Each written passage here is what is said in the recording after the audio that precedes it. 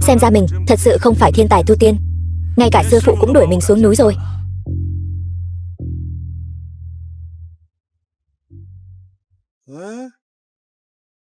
Khối ngọc bội này theo mình 20 năm rồi mà chẳng có động tĩnh gì. Sao hôm nay đột nhiên lại có cảm ứng? Chẳng lẽ thật sự là nhân quả hồng trần của mình chưa dứt?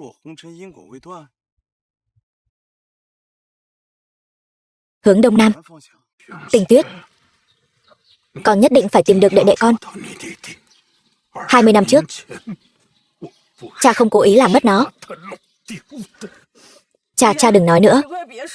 Cha nhất định sẽ không sao đâu. Cha, 3 vị y sư. Một vị là bậc thầy ngoại khoa Tây y, một vị là quốc y đại sư, một vị là y tiên bậc thánh y đạo. Chẳng lẽ ngay cả 3 vị cũng không cứu được cha ta sao?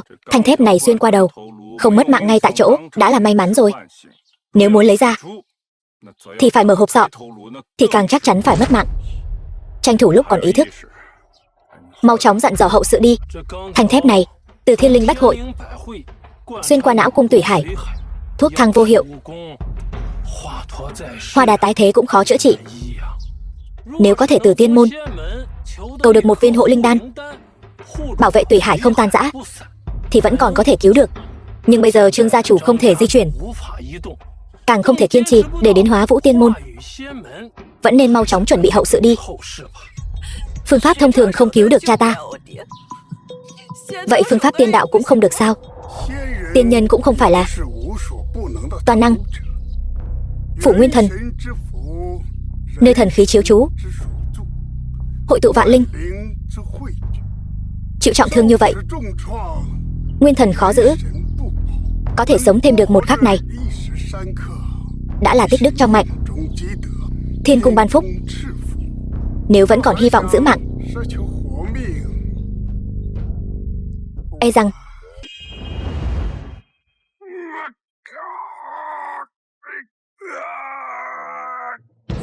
thiên môn địa hộ thất hương tục mạnh. Ngay cả 3 vị thần y cũng bó tay chịu trói. Hắn lại thật sự làm được. Đây là thủ đoạn yêu nghiệt gì vậy? Lại có thể cứu sống một người chắc chắn phải bỏ mạng. Chẳng lẽ hắn thật sự là tiên nhân ẩn thế? Trông thì trẻ tuổi, nhưng thực chất đã là một lão cổ đồng tu luyện ngàn năm. Không được, chuyện này ta phải về tiên môn bẩm báo sư tổ. Xin tiểu thần tiên nhận ta làm đồ đệ, truyền thụ tiên đạo y kinh. Các vị nhầm rồi, ta chỉ là một kẻ bị sư phụ đuổi xuống núi, không phải thần tiên gì cả, cũng chưa từng xem qua tiên đạo y kinh nào. Người này hư thực khó lường, không thể nhìn thấu. Tốt nhất là sau khi về bẩm báo sư tổ rồi tính toán tiếp. Tiểu thần tiên, là chúng tôi có mắt không thấy Thái Sơn. Ngài tiên đạo cao siêu, lại hào phóng ban hương, không biết có thể ban cho ta một cây Long Tiên An hồn hương để bù đắp tổn thất hôm nay không? Thứ đồ rẻ tiền này hả? Ta có rất nhiều. Muốn bao nhiêu các vị cứ tự lấy.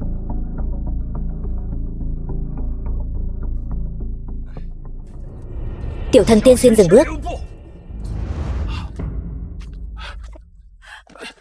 Ơn cứu mạng của tiểu thần tiên ta không biết lấy gì báo đáp. Ta xin được bái một lại. Hai vị mau đứng dậy, ta thật sự không phải thần tiên.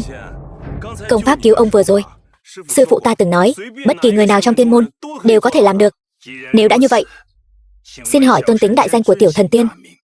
Gia đình ta có một phần tiên duyên của Hóa Vũ Tiên môn. Ngày mùng 3 tháng 3, tức là trưa mai, họ sẽ tổ chức đại hội tiên duyên. Nếu ngươi không chê, có thể thử một lần. Nếu có thể vào tiên môn, cũng có thể sớm ngày tiến vào vô thượng tiên đạo. Ta tên Trương Dịch, Trương trong cung trường, dịch trong dễ dàng. Trương Dịch, người cũng tên Trương Dịch. Trên tay nó cũng có dấu ấn. Chẳng lẽ nó thật sự là con trai đã mất của ta sao? Con trai ta là thần tiên. Tiểu thần tiên, thì ra ngươi cũng tên Trương Dịch. Xin hỏi ngươi năm nay bao nhiêu tuổi? Đã nói rồi, ta không phải thần tiên, chỉ là một kẻ phế vật, không có tư chất mà thôi. Y thuật cũng chỉ biết một chút. Cứ gọi ta là Trương Dịch là được rồi. Tuổi cụ thể của ta cũng không biết. Từ nhỏ ta đã lớn lên trong núi, Theo sư phụ ta nói thì chắc là tuổi này. Hóa ra đã tu hành 2000 năm rồi. Xem ra cũng chỉ là trùng tên với đứa con trai thất lạc của tôi mà thôi. 20 mấy tuổi rồi. Sư phụ nói nhân quả của ta ở Tĩnh Châu phía đông nam. Ở đây chắc có thể tìm thấy cha mẹ của ta. Nếu tìm được, nhất định phải hỏi cho rõ tại sao năm đó lại bỏ rơi ta. Không giấu gì ngươi, lão phu cũng tu luyện tiên đạo, chỉ là tư chất thấp kém, chưa từng đạt được chút tiên đạo nào.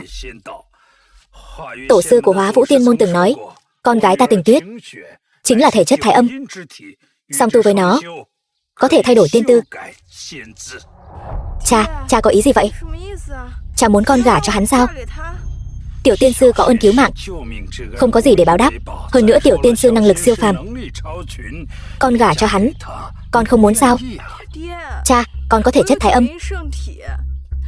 Tổ sư tiên đạo nói con có tư chất kim tiên, sau này có thể đưa con vào tiên môn, có thể phi thăng tiên giới. Chỉ vì muốn tìm tiểu dịch, con mới từ chối. Sau này nếu tìm được tiểu dịch, dù là để báo đáp ơn dưỡng dục của cha, con cũng có thể đưa tiểu dịch vào tiên môn. Nhưng hắn chỉ là một đệ tử, bị tiên môn bỏ rơi. Con tìm 10 mấy năm rồi mà vẫn không tìm thấy. Cơ hội mong manh quá. Có lẽ tiểu dịch đã sớm không còn trên đời nữa rồi. Tiểu tiên sư có ơn cứu mạng, sao có thể không báo đáp chứ? Không cần, ta cứu người không phải vì ép người khác đền ơn. Sư phụ dạy ta phải hành thiện tích đức, như vậy sẽ giúp đột phá xiềng xích tư chất. Lão tiên sinh, ngài đã nguyện ý ban cho ta một phần tiên duyên, ta đã rất cảm kích rồi. Còn về chuyện hôn sự thì thôi vậy. Hóa Vũ Tiên Môn theo đuổi tư chất tu tiên. Nếu Trương tiên sư, tư chất của ngươi không thể đạt được yêu cầu thu nhận đệ tử của họ, thì ngươi phải làm sao đây? Vậy thì chỉ có thể chứng minh rằng ta thật sự là một kẻ phế vật, không có tư chất tu tiên, chỉ có thể là một phàm nhân sinh lão bệnh tử. Cha, 3 năm thời gian, còn nhất định sẽ tìm được tiểu dịch. Còn về ân tình hôm nay, Trương tiên sư có thể tu hành đến tận bây giờ, nhất định là có tư chất. Đợi con tìm được đệ đệ, con sẽ gả cho Trương tiên sư. Đến lúc đó, giúp hắn trở lại tiên môn.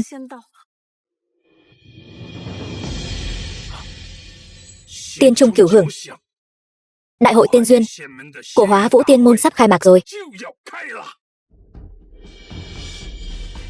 Đại hội tiên duyên là sự kiện lớn hàng năm của Hóa Vũ Tiên Môn. Người ngoài muốn vào tiên môn tu hành tiên đạo, thông qua khảo nghiệm linh tư của đại hội tiên duyên là con đường duy nhất và bắt buộc. Người có thể vào tiên môn sẽ làm rạng danh tổ tông, vinh quang vô thượng. Nhưng ta thấy các vị hôm nay đều có tư chất bình thường, chỉ có ta là nhìn hơn một bậc.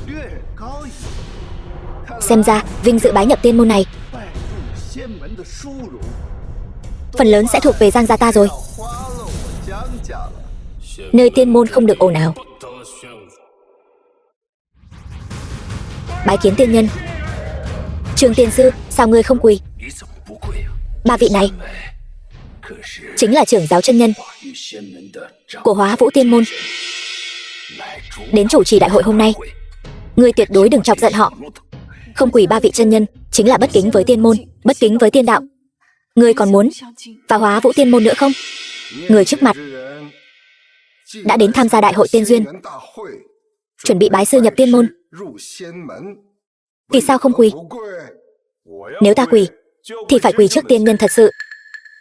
Mà các người tu vi không cao, không tính là tiên nhân, không đáng để ta quỳ. Đúng là một tiểu tiên sư ngông cuồng.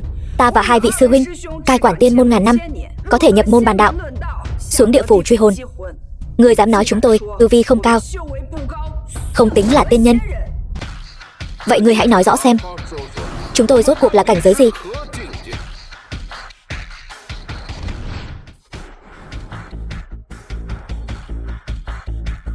Sư phụ nói, trên đỉnh đầu 3 đóa kim liên là cảnh giới luyện khí, 2 đóa kim liên là cảnh giới trúc cơ, 1 đóa kim liên là cảnh giới kim đan, chỉ có 1 nụ sen là cảnh giới lục địa thần tiên.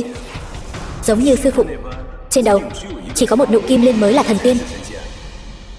Phàm nhân tu luyện đến lục địa thần tiên đã là cực hạn. Cảnh giới luyện khí luyện 3 đóa kim liên, cảnh giới trúc cơ luyện 2 đóa kim liên, cảnh giới kim đan luyện 1 đóa kim liên. Đợi kim liên khép lại trở về nụ, chính là lục địa thần tiên.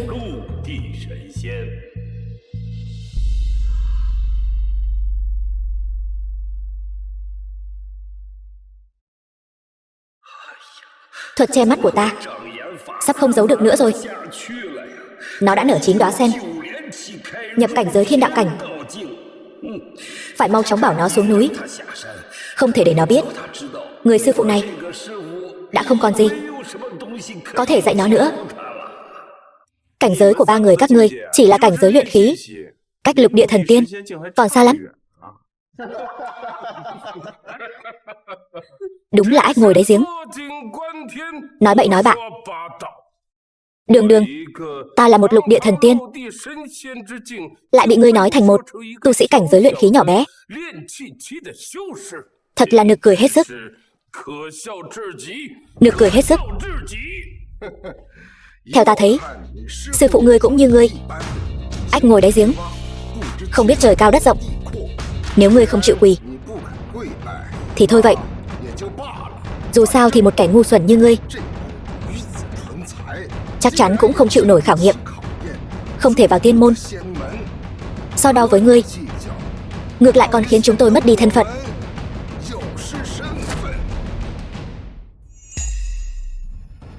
Giờ ngọ, giờ lành đã tới. Xin mời thánh khí của tiên môn Hỗn Độn Thần Châu.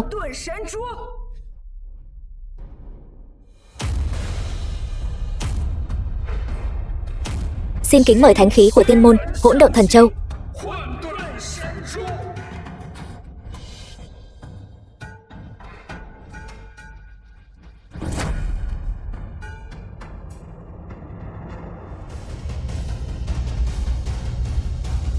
Kiểm tra tư chất tiên đạo lập tức bắt đầu. Những ai muốn vào Hóa Vũ Tiên môn đều có thể tiến lên. Mặc dù cha đã định chuyện hôn sự giữa hai chúng ta, nhưng ta vẫn phải nói với ngươi. Tuy ta không mong ngươi có thể đạt đến tư chất kim liên cấp 1, nhưng ít nhất ngươi cũng phải đạt được cấp bậc đệ tử ngoại môn. Ta không muốn, cũng sẽ không gả cho một tạp dịch. Cái này, một đóa kim liên miễn cưỡng nhập tiên. Vậy ta còn có nên kiểm tra không đây? 20 năm tu vi viễn vông của ta sẽ không thật sự trở thành tạp dịch quét dọn cho tiên môn chứ?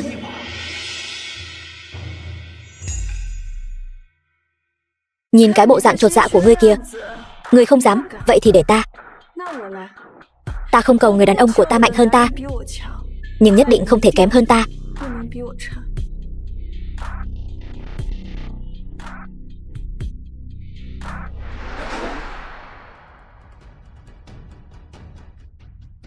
Con gái ta chính là thể chất thái âm, không thể là một đóa kim liên đơn giản như vậy đâu.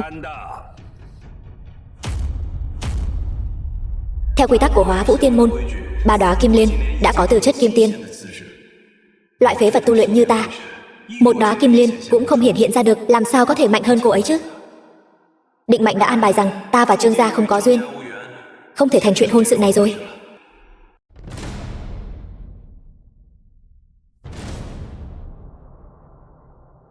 Ba đóa kim liên có tư chất tu thành kim tiên, đã vô cùng hiếm thấy.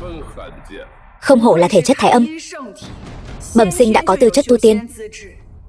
Chỉ cần ra tay một chút đã là giới hạn mà vô số người cố gắng cả đời mới đạt được. Chỉ tiếc là trước đó cô đã nói trong vòng 3 năm không vào tiên môn. Trương Tình Tuyết vậy mà là thể chất thái âm. Nghe nói song tu với thể chất thái âm, tu vi có thể tăng gấp đôi. Thể chất thái âm, vạn người có một.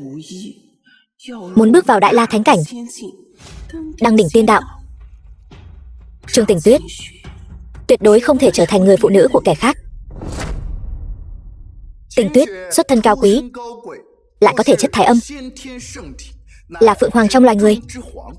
Người có thể bàn chuyện hôn sự với Tỉnh Tuyết cũng phải là bậc kiệt xuất, vạn người có một. Giang Thiếu Đình ta tự xưng là rồng trong loài người. Hôm nay đặc biệt đến Trương gia cầu hôn tiểu thư Tỉnh Tuyết. Mong Tỉnh Tuyết đừng từ chối. Giang Thiếu Đình, người muốn cầu hôn ta? Đúng vậy, yểu điệu thục nữ, quân tử hảo cầu. Nhìn khắp Tĩnh Châu, người có thể xứng với tiểu thư Tỉnh Tuyết e rằng cũng chỉ có ta thôi. Người đang nói bậy bạ gì vậy? Ta đã hứa gả Tỉnh Tuyết cho Trương tiên sư rồi. Giang Thiếu Đình, người hãy từ bỏ ý định này đi. Giang Thiếu Đình này mang đầy sát khí. Sát khí này giống hệt lúc Trương gia chủ bị sát hại.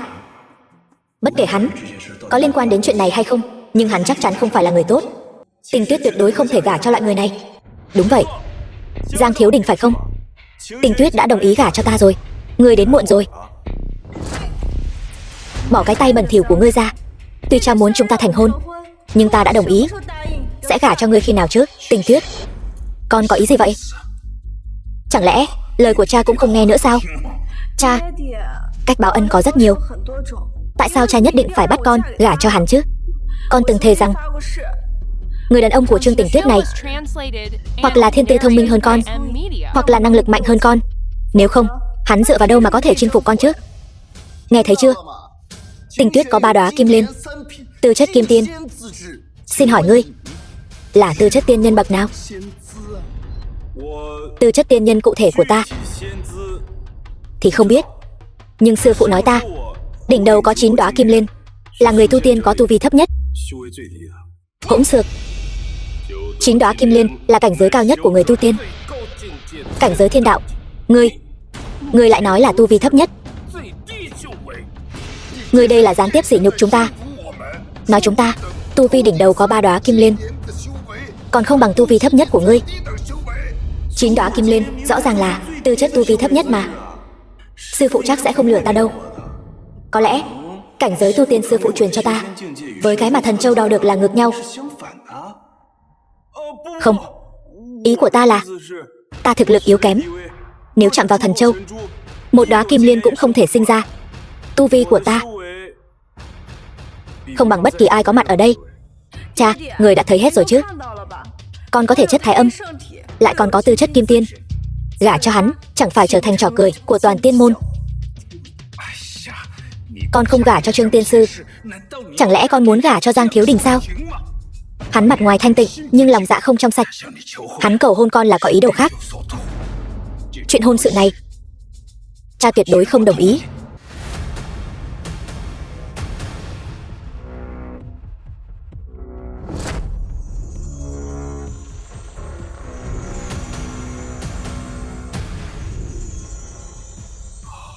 Năm đó, lời lão tổ nói không hề giả. Người này chính là thể chất Cửu Dương, ngang bằng với thể chất Thái Âm, có thể bước vào cảnh giới Kim Tiên. Một người thể chất Cửu Dương, một người thể chất Thái Âm. Nếu hai người cùng tu luyện, cảnh giới thăng tiến không thể lường trước được. Cha, người hãy tin tưởng sự lựa chọn của con gái không hề sai. Gả cho hắn, đời này cảnh giới của con khó mà tiến thêm một tấc, nhưng gả cho Giang Thiếu nhất định có thể tạo nên kỳ tích cảnh giới tiên đạo. Sư phụ từng nói, tâm địa bất thiện, khó tu luyện thành tiên. Trương Tình Tuyết, hai mắt của ngươi bị bụi che mờ, không phân biệt được trắng đen. Cho dù đo ra được cảnh giới thiên đạo, cũng không thể trở thành tiên nhân thật sự. Ta cũng muốn xem thử, hai chúng ta cùng tu luyện là tư chất kim tiên đến mức nào.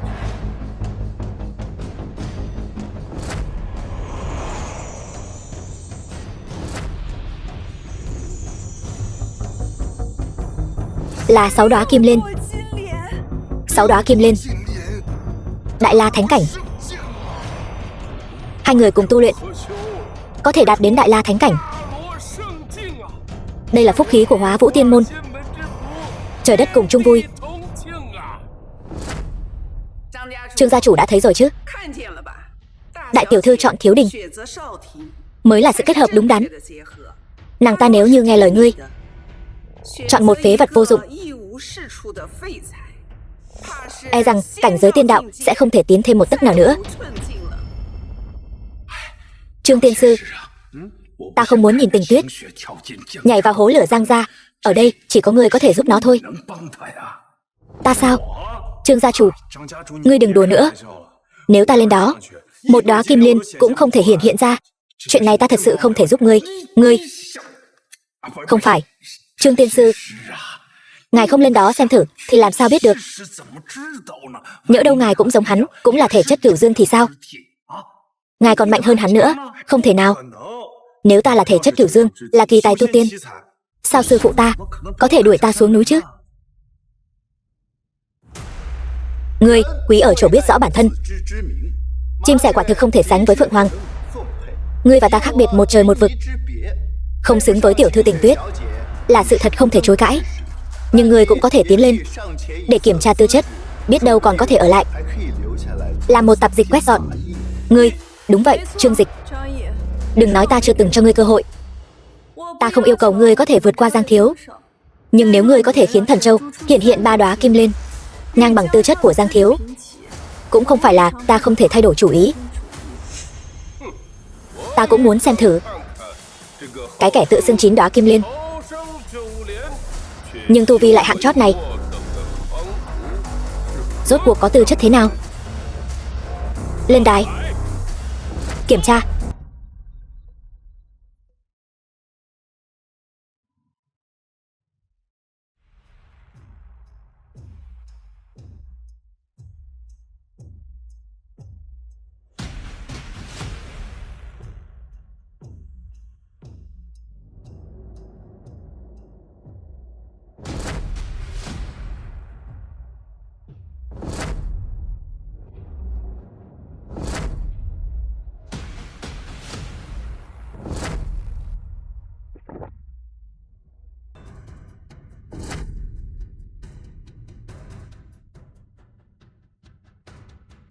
Tu vi hạng chót như tôi cũng có thể đo ra một đóa kim liên, có tư chất địa tiên. Nhưng tại sao nhiều năm như vậy sư phụ lại không nhìn ra chứ?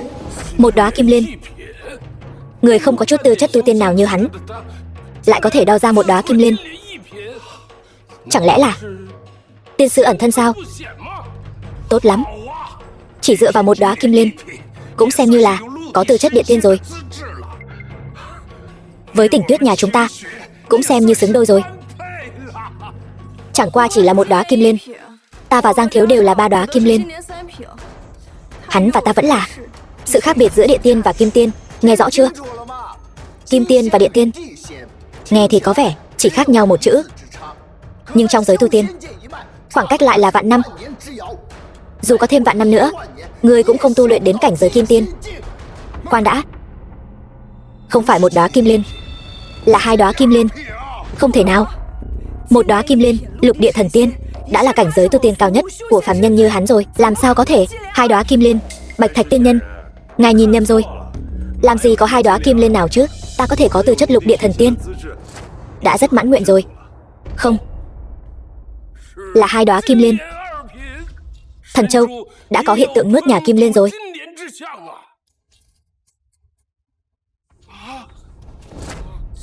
Hai đóa kim liên. Trương tiên sư, khoảng cách giữa ngươi và Tình Tuyết nhà chúng ta đã từ vạn dặm xa xôi biến thành gang tấc rồi. Chẳng phải chỉ là 2 đóa kim liên sao? Thiếu đình nhà ta lại là 3 đóa kim liên. Giữa bọn họ là khoảng cách giữa thiên tiên và kim tiên. Ta không mơ chứ? Trong chốc lát từ địa tiên thăng cấp thiên tiên. Tư chất như vậy thật sự là do ta đo ra sao? Không phải thiên tiên, là kim tiên.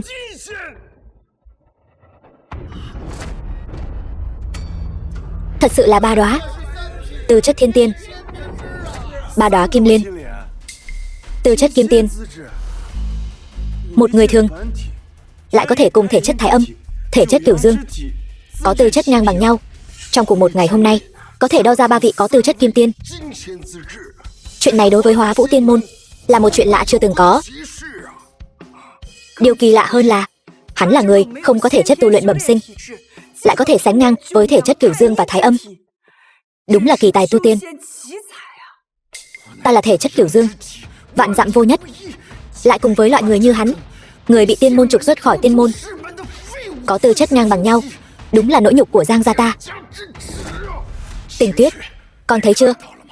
Trương tiên sư cũng giống con, cũng có tư chất kim tiên. Hai người mới là người xứng đôi nhất. Thật sự xứng đôi sao? Tuy đều có tư chất kim tiên, nhưng con là thể chất Thái Âm, hắn chỉ là người thường. Hiển nhiên thấy rõ ai tôn ai ti. Trừ phi hắn có thể đo được 4 đóa kim liên, thăng thêm một cảnh giới, mới miễn cưỡng ngang hàng với con. Đó mới gọi là xứng đôi.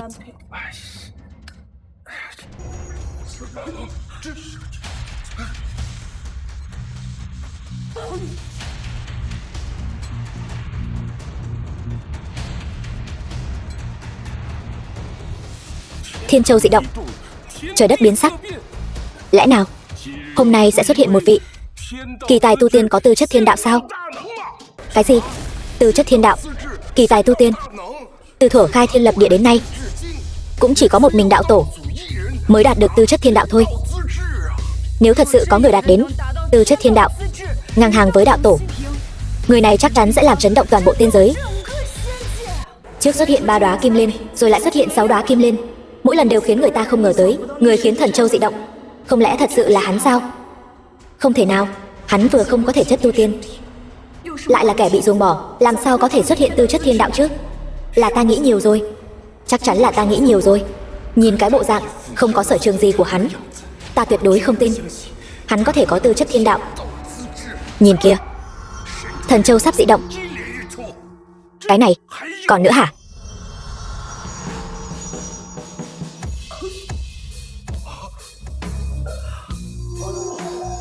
Chín đóa kim liên, tư chất thiên đạo. Không ngờ nhân gian còn có một vị có tư chất tu tiên, ngang bằng với đạo tổ, ngang hàng với tư chất của ta, đã có thể làm chấn động một nửa tiên giới, lại có thể ngang hàng với đạo tổ. Điều này chẳng phải khiến toàn bộ tam giới đều chấn động sao? Tư chất thiên đạo này đủ để xưng là đạo tổ thứ hai. Nếu danh hiệu đạo tổ thứ hai xuất phát từ Hóa Vũ Tiên môn của ta, kể từ đó về sau, Hóa Vũ Tiên môn của ta sẽ là tiên môn lớn nhất tam giới. Đây là vinh dự tối cao. Tiểu đạo ở đây cung nghênh Trương tiên sư nhập môn Hóa Vũ Tiên môn của ta. Trương tiên sư có tư chất thiên đạo, muốn nhập tiên môn, đáng lẽ phải nhận lễ ngũ thể đầu địa của chúng tôi.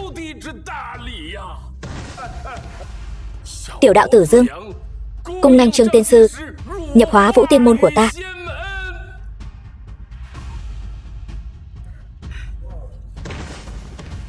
Cung nghênh Trương tiên sư nhập Hóa Vũ Tiên môn của ta. 3 vị tiên nhân quỳ xuống nghênh đón. Trương tiên sư là một vị tiên nhân có tư chất thiên đạo. Tình Tuyết mau quỳ xuống, chúng ta cầu xin tiên sư tha thứ. Thật sự không cần. Trương gia chủ, trong chuyện này chắc chắn có hiểu lầm gì đó. Trương tiên sư, ngài đừng khiêm tốn nữa. 9 đóa kim liên làm chứng, 3 vị tiên nhân quỳ xuống nghênh đón. Chuyện này làm gì có hiểu lầm gì chứ? 3 vị tiên nhân, các vị mau đứng dậy đi. Các vị quỳ như vậy, ta căn bản không dám nhận. Cái quỳ này, ngài đâu chỉ dám nhận. Có thể quỳ lại thiên đạo tiên nhân là vinh dự lớn lao của chúng tôi. Chỉ cần ngài gật đầu nhập Hóa Vũ Tiên môn của chúng tôi, toàn bộ tiên môn chắc chắn sẽ lấy ngài làm tôn chủ. Ngài nhập tiên môn, chúng tôi nguyện bái ngài làm sư phụ. Vị trí trưởng giáo chân nhân của tiên môn cũng nhường cho ngài. Thằng nhóc này rốt cuộc có lai lịch gì? Lại là tư chất thiên đạo. Toàn bộ Hóa Vũ Tiên môn đều phụ phục dưới chân hắn. Ta có thể gia nhập tiên môn của các vị. Thật sao? Nhưng mà chỉ cần tiên sư ngài nguyện nhập Hóa Vũ Tiên môn của chúng tôi, ngài đưa ra điều kiện gì cũng được, chúng tôi đều đồng ý. Các vị hãy nghe ta nói hết đã. Ta muốn nói là 9 đóa kim liên này không liên quan gì đến ta. Vừa nãy ta đã nói rồi, Thần Châu mất linh, không thể đo chính xác được đâu. Thần Châu này nuốt nhà kim liên có trật tự, giữa trời đất cũng không có tai họa lớn nào đột ngột nổi lên. Đây chính là sự xác minh Ngài có tư chất thiên đạo. Ta vẫn không tin. Hắn rõ ràng là đến tiên môn để cầu lấy công pháp tu tiên. Chỉ là một tiểu tiên sư có thể sở hữu thể chất thiên đạo được sao? Ta nghi ngờ hắn chắc chắn là đã sử dụng loại thuật che mắt nào đó, lừa gạt ta, lừa gạt các vị. Theo ta thấy, hắn căn bản ngay cả một đóa kim liên cũng không có. Đúng vậy. Theo ta được biết, một số tiểu tiên môn chuyên nghiên cứu thuật che mắt, lưu lạc khắp các tiên môn lớn, lừa gạt lấy công pháp tu tiên. Hỗn xược. Thuật che mắt có thể lừa được các ngươi, nhưng không lừa được thần châu. Không có pháp thuật nào có thể khiến thần châu sinh ra ảo ảnh. Các ngươi vẫn chưa nhìn ra sao? Trương tiên sư là kỳ tài tu tiên hạ phàm, đã nhìn thấu hết nỗi khổ nhân gian, đặc biệt đến nhân gian để trải nghiệm cuộc sống. Nếu còn dám nói lời bất kính với Trương tiên sư, lập tức đuổi xuống núi. Đời này sẽ không cho phép Giang gia các ngươi đặt chân nửa bước vào tiên môn. Ngay cả 3 vị tiên nhân cũng đã thừa nhận rồi. Chẳng lẽ thật sự là ta sai rồi sao? Hắn thật sự là một vị tiên sư ẩn thân, có thể mang lại cho Trương gia ta một vị tiên nhân phúc thọ vô biên. Tất cả mọi người đều nói ta có tư chất thiên đạo, nhưng sư phụ lại nói ta là một khúc gỗ mục. Rốt cuộc ta nên tin ai đây? Tuổi còn nhỏ, tư chất thiên đạo này lại có thể sánh vai với đạo tổ. Chẳng lẽ thiên hạ thật sự có kỳ tài tu tiên như vậy sao? Hãy để ta dùng tiên pháp ban phúc, thử xem tu vi của hắn rốt cuộc đang ở cảnh giới nào.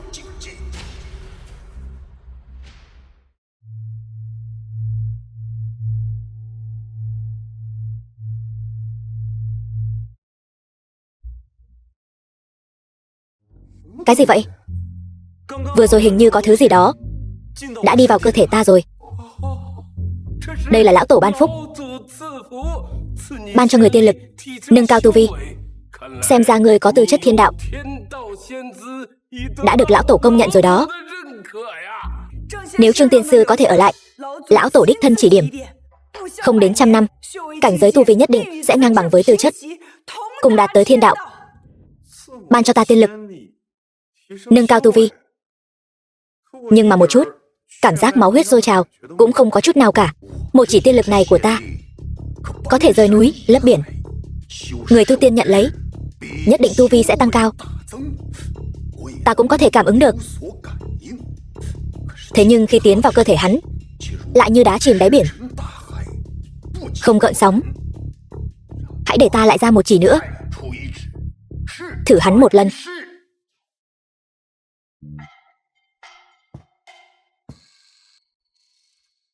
Lại là lão tổ ban phúc. Chẳng lẽ lão tổ tiên môn keo kiệt, tiên pháp ban cho quá ít? Ta vẫn không có cảm giác gì cả. Thật là kỳ lạ. Dù là tư chất thiên đạo, ta dùng một chỉ tiên lực cũng có thể thử ra tu vi bao nhiêu. Vì sao trên người hắn ta lại hoàn toàn không thể nhận ra? Ta ban xuống tiếp 5, 6, 7, 8, 9 chỉ.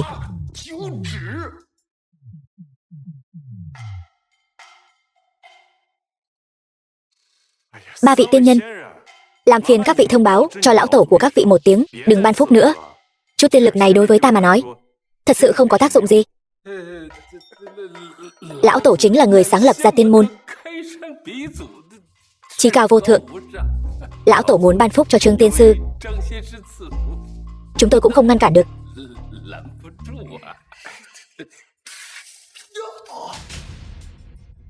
Ta hao phí 1000 năm tiên lực, vậy mà không đo được tu vi của hắn.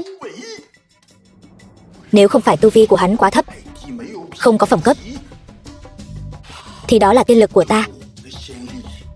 Trước mặt hắn giống như kiến cảng lai cây. Nếu thật sự là như vậy, vậy thì tu vi của hắn chẳng phải là trên thiên đạo sao? Không thể nào. Ta đây tu hành 10 vạn năm cũng không thể đột phá lên thêm một tầng thiên đạo nào nữa. Một tiểu tiên sư như hắn, chỉ là có chút tư chất tu tiên, chắc chắn sẽ không vượt qua ta đây. Đột phá tư chất thiên đạo chứ?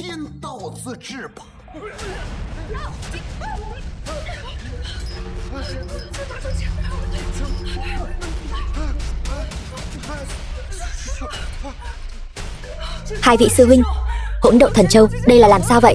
Mấy nghìn năm qua, Ta chưa từng thấy qua dị động như vậy. Thánh khí dị động, không phải họa thì là phúc. Mau, hợp sức ba người chúng ta, giữ vững thần châu, để tránh thần châu rơi xuống đất, thành ra đại họa đấy. Mau.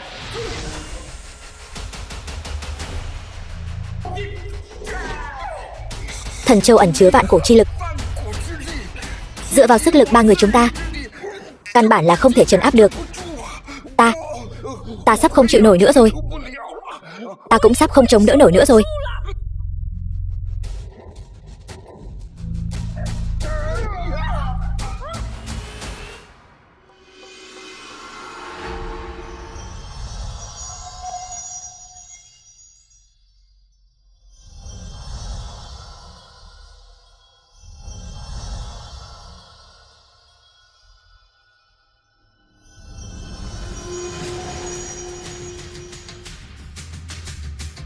The film was translated and narrated by M Media. Đây là luồng sức mạnh gì vậy? Thế mà lại khiến hỗn độn thần châu cũng không chịu nổi. Đây là thần châu nổ tung, hóa thành 10 đóa kim liên. 10 đóa kim liên. Sư huynh là nói ngay cả hỗn độn thần châu cũng không thể chịu đựng được tư chất ở trên thiên đạo sao? Đúng vậy. Trương tiên sư, không phải là tư chất thiên đạo 9 đóa kim liên, mà là người đầu tiên trên tam giới có tư chất trên thiên đạo. Thần châu vỡ nát, hóa thành đóa kim liên thứ 10. Trên thiên đạo này lại mở ra một cảnh giới có được tư chất nghịch thiên như vậy, có thể có được nửa Giang Sơn tiên giới. Hắn tuyệt đối không thể bị người khác sử dụng, nhất định phải thuộc về ta. Tư chất trên thiên đạo, người đầu tiên trên tam giới, tư chất kim tiên của ta, trước mặt hắn không đáng một xu. Ta không tin, đến lão tổ cũng không thể đạt được cảnh giới này. Làm sao hắn có thể làm được điều đó? Kim liên này là giả. Hắn căn bản không phải là 10 đóa kim liên cái gì cả. Hắn dùng thuật che mắt. Ta sẽ vạch trần ngươi ngay bây giờ. Kim liên tự vệ, không thể đến gần. Ngay cả tư chất thiên đạo cũng không thể bá đạo đến mức này. Cảnh giới ở trên thiên đạo chắc chắn không nghi ngờ gì nữa. Cái này, cái tư chất trên thiên đạo này, ta ngay cả nghe cũng chưa từng nghe qua. Huống hồ, ngay cả lão tổ cũng không thể đột phá đến tư chất này. Một tân binh vừa mới bước vào tiên giới như ta, làm sao có thể làm được chứ? Chắc chắn là thần châu bị hỏng, đã xảy ra lỗi. Trương tiên sư, ngài đừng tự ti như vậy. Nếu ngài có tư chất thiên đạo tuyệt đỉnh, với tu vi 2000 năm, có thể thắng trăm vạn năm. Tu vi 2000 năm. Ai vậy? Ta sao? Không phải ngài nói ngài đã hơn 2000 tuổi rồi sao? Vậy chẳng phải là tu vi 2000 năm sao? Trương gia chủ, ngài hiểu lầm rồi. Ta là nói 20 tuổi, không phải 2000 tuổi. Cái gì? 20 năm. Trương tiên sư, ngài nói ngài chỉ có 20 tuổi, chứ không phải 2000 tuổi sao? Trương tiên sư chỉ có 20 tuổi. 20 tuổi, tư chất trên thiên đạo, thật không thể tin nổi. Quả là kỳ tài tu tiên. Tu vi 20 năm đã vượt xa tu vi 1000 năm của chúng ta. Chúng ta còn mặt mũi nào tự xưng là tiên nhân nữa chứ? Các ngươi sẽ không nghĩ rằng ta 2000 tuổi chứ? Làm sao có thể chứ? Các ngươi nhìn trên đầu ta xem, không có một sợi tóc bạc nào, không có một nếp nhăn nào. Làm sao có thể 2000 tuổi được chứ?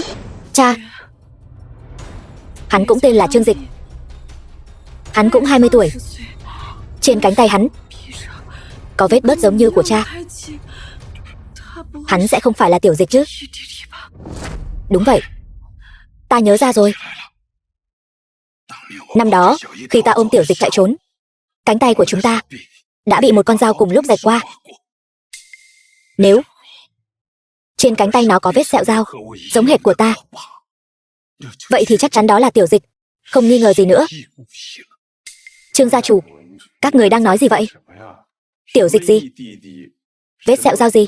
Vết bớt gì đó. Trương tiên sư, có thể cho ta xem cánh tay trái của ngài được không? Cánh tay trái của ta cũng không có gì bất thường. Có gì mà phải xem?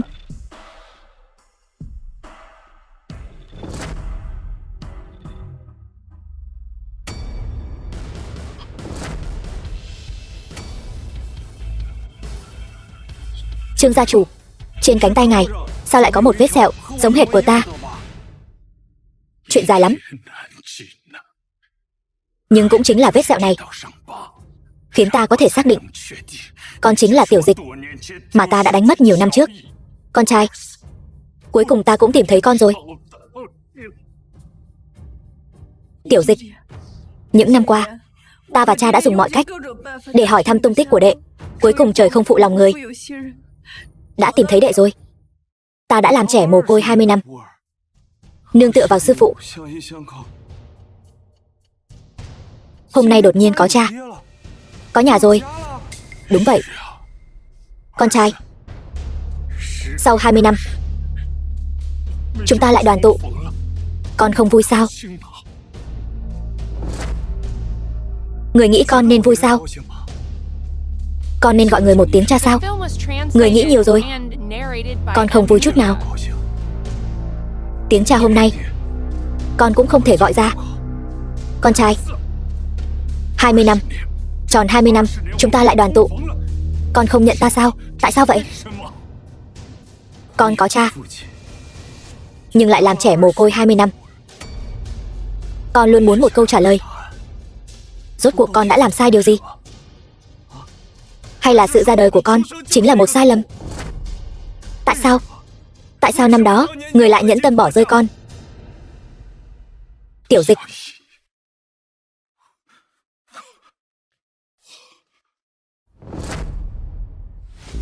thảo nào hắn có tư chất nghịch thiên. Hắn chính là người năm đó mà lão tổ đã tiên đoán là kỳ tài tu tiên, là con trai độc nhất của Trương gia. Còn nhớ mẹ từng nói rằng khi hắn ra đời, trời đất rung chuyển, có tư chất nghịch thiên. Vừa mới sinh ra đã có tư chất nghịch thiên. Năm đó lão tổ không muốn thấy có người có thể vượt qua cảnh giới tu vi của ông ta. Nhưng mà tiên nhân lại không được can thiệp vào chuyện phàm trần. Thế là bí mật ủy thác cho Giang gia.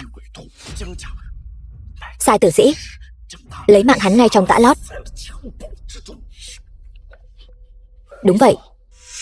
Tưởng rằng hắn đã mất mạng từ lâu, không ngờ mạng hắn lớn thật. Nhưng cũng không sao, vì hắn không mất mạng, và cũng đã đo được tư chất nghịch thiên của hắn, chứng minh thân phận của hắn.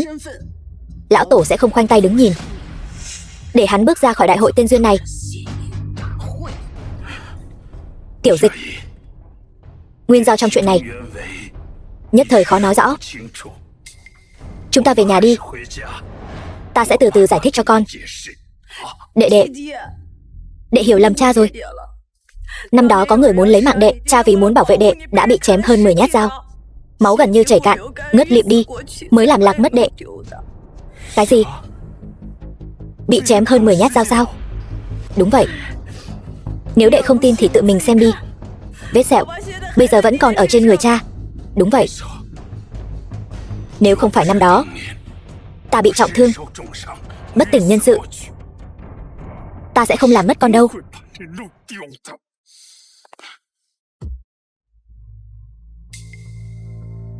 The film was translated and narrated by M Media. Cha, con xin lỗi. Năm đó con còn tưởng rằng cha cố ý bỏ rơi con. Sư phụ đã dạy con tìm được người thân phải kính trọng và yêu thương họ, thì con đã vứt hết ra sau đầu. Con thật sự không phải là người. Tiểu Dịch, con đang làm gì vậy? Là cha sai rồi. Đây là tiên môn, chúng ta không tiện nói chuyện. Chúng ta về thôi. Về nhà. Mặc kệ cái tiên môn đó, con không vào nữa. Thần châu nổ tung, đại họa của tiên môn chưa điều tra rõ căn nguyên đại họa. Không ai được phép rời đi. Cung nghênh lão tổ.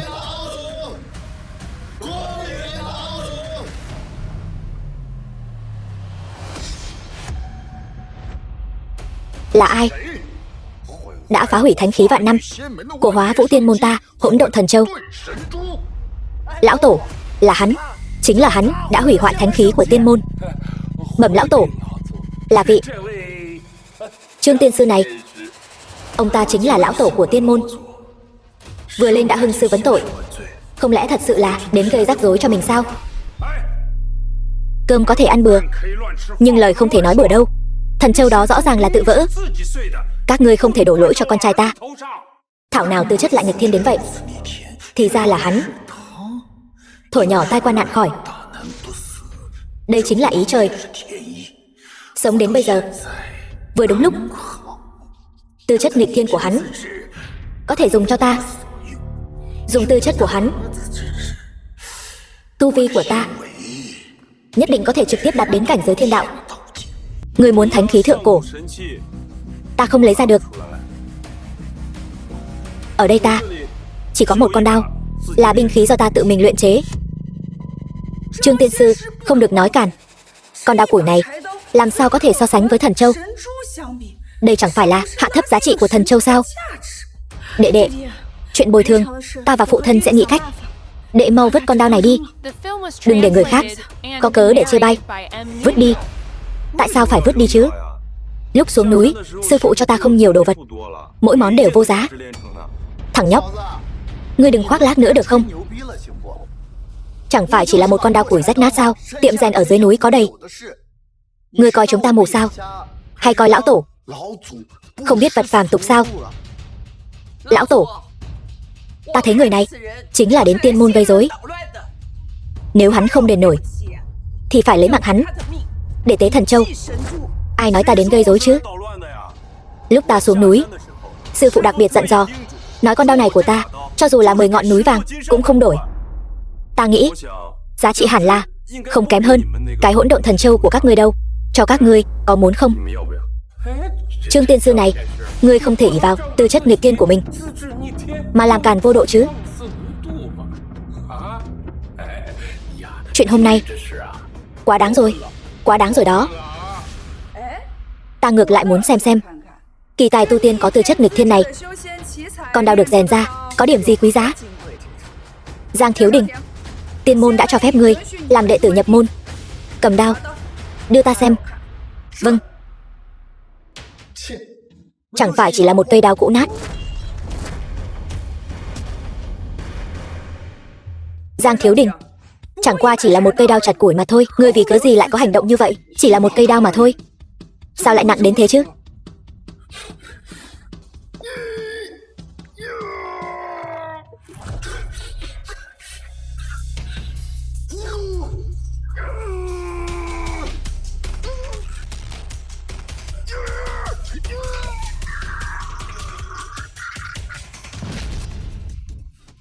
Thiếu Đình, con có thể nhấc được đỉnh nặng 1000 cân mà. Sao có thể trước mặt mấy vị tiên nhân mà lại không nhấc nổi một cây đao chứ? Cây đao này hình như nặng vạn cân. Đôi tay này của con chỉ có thể lay động sức mạnh 1000 cân. Con thật sự không nhấc nổi. Nặng mấy vạn cân. Giang Thiếu Đình, ngươi đang đùa cái gì vậy? Cây đao này là do ta tự tay rèn, nặng 7 cân 8 lạng. Sao có thể nặng như ngươi nói được chứ? Giang Thiếu Đình, tư chất của Trương Dịch vượt xa ngươi. Trong lòng ngươi không thoải mái cho nên mới dùng chiêu này. Trước tiên ngươi chọc giận lão tổ, rồi trút giận lên Trương Dịch, có phải không? Giang Thiếu Đình, ngươi lại là kẻ tiểu nhân hèn hạ như vậy. Ta còn nghĩ sẽ song tu với ngươi. Thật ghê tởm quá đi mất. Giang Thiếu Đình, ngươi đừng có giả thần giả quỷ nữa. Mau cầm cây đao chặt củi của Trương tiên sư đưa cho ta. 3 vị tiên nhân, ta. Được, ta cầm. Hoặc là ảo giác, hoặc là hắn giở trò. Lần này ta sẽ dốc toàn lực. Ta không tin không nhấc nổi cây đao chặt củi rách nát của ngươi.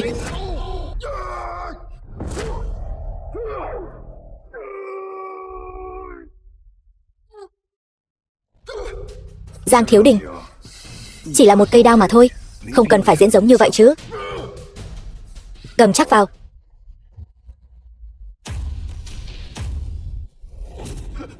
Các vị tiên nhân, cây đao này đã bị hắn giở trò, hại ta mất mặt trước mặt mọi người, làm nhục uy danh của tiên môn. Xin hãy, tiên nhân thay ta chút giận, diệt hắn đi. Này, Giang Thiếu Đình, ngươi diễn kịch đến nghiện rồi sao? Ta đã nói rồi mà, cây đao này nặng 7 cân 8 lạng. Đừng nói với ta là ngươi không nhấc nổi. Giang Thiếu Đình, rốt cuộc là chuyện gì thế này? Ba vị tiên nhân, cây đao này có điều kỳ lạ, nhất định là bị hắn giở trò gì đó. Ta không nhấc nổi. Vốn tưởng rằng căn cơ tu luyện của ngươi vững chắc, có thể trở thành đệ tử xuất sắc của tiên môn ta, không ngờ ngay cả một cây đao cũng không nhấc nổi. Tránh ra.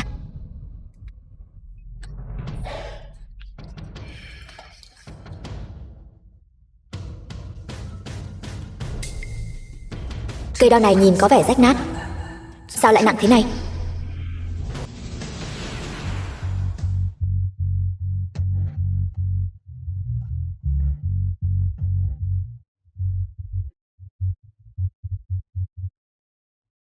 Cái này, chẳng lẽ cây đao này thật sự nặng vạn cân sao? Ngay cả trưởng giáo chân nhân cũng không nhấc nổi nó. Không phải, vị tiên nhân kia, không phải ngài đang nói đùa đấy chứ? Cây đao này, Tiểu Dịch nhấc nó lên một cách dễ dàng, nó không nặng đến thế mà. Con đao này tuy nặng, nhưng chưa đến mức không thể nhấc lên được.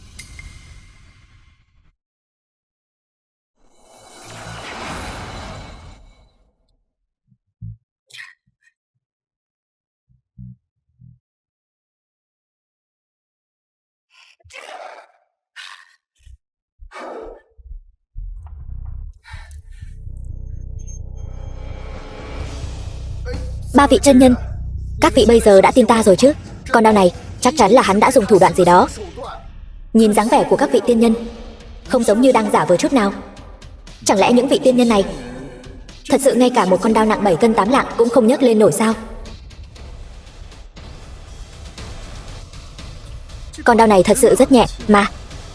Mấy vị tiên nhân, hay là các vị thử lại xem sao? Uy danh của tiên môn chúng tôi không thể bị một con đao hủy hoại được. Ta muốn xem thử con đao này ẩn chứa trò bịp bợm gì. Đưa đây, tiên nhân. Ta nói họ vẫn không tin, ngài hãy nói cho họ biết rốt cuộc nó có nhẹ không. Hỏng rồi, con đao này thật sự nặng vạn cân.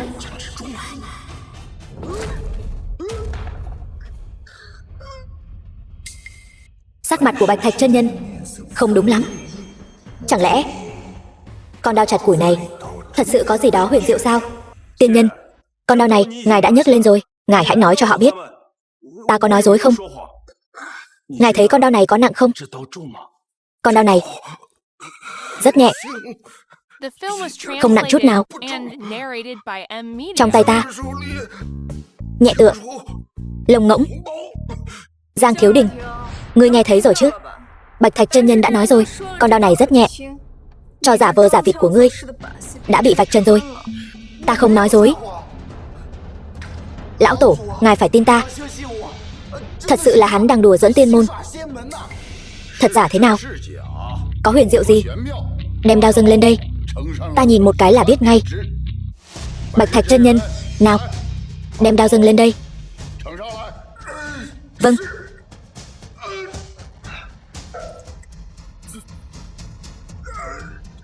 Con đao này thật sự nặng như núi. Ta sắp không chống đỡ nổi nữa rồi. Tiên nhân, ngài vừa nãy không phải còn nói con đao này rất nhẹ sao? Ngài đang phối hợp với bọn họ diễn kịch, muốn hãm hại ta phải không?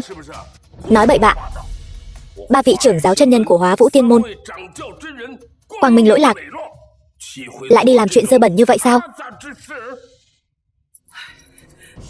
Lão tổ, Tử Dương sư huynh, lần này các vị đã tin ta rồi chứ?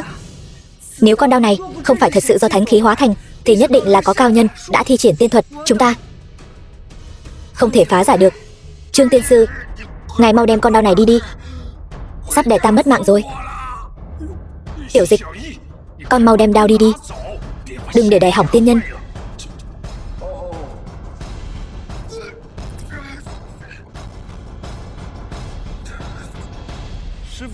Sư phụ từng nói, chỉ có tiên đạo thánh khí mới có thể tỏa ra sương mù 7 màu. Chẳng lẽ con đao chặt củi mà ta tùy tiện luyện thành có thể sánh ngang với thánh khí là hỗn độn thần châu? Sao còn chưa đứng dậy? Mặc dù tư chất của hắn nghịch thiên, nhưng tu vi ở cảnh giới của hắn chỉ là tiểu tiên sư ở tiên môn. Quỳ hắn ra thể thống gì? Con đao này có thể gọi là thánh khí. Nếu hắn tùy tiện luyện thành thì tu vi ở cảnh giới của hắn chắc chắn không phải tiểu tiên sư. Vậy ta cũng thử xem, rốt cuộc con đao này của ngươi nặng mấy cân mấy lạng? Khoan đã, con đao này rất có thể đã bị cao nhân động tay động chân. Tu vi của ba người các ngươi tương đương nhau. Vẫn là để ta làm đi.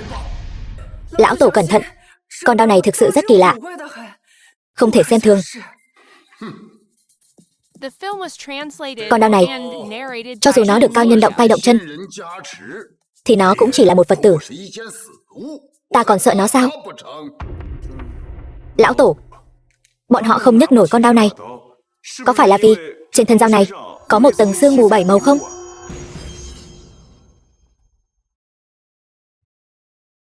Làm gì có sương mù 7 màu nào? Ta chỉ thấy toàn vết rỉ sét thôi. Ngươi đừng ở đây mà mê hoặc lòng người. Ta không nói bậy mà. Trên thân dao này rõ ràng có một tầng sương mù 7 màu. Các ngươi không thấy sao? Không có. Chắc là ta bị ảo giác rồi. Một con đao củi làm sao có thể là tiên đạo thánh khí được chứ? Đây.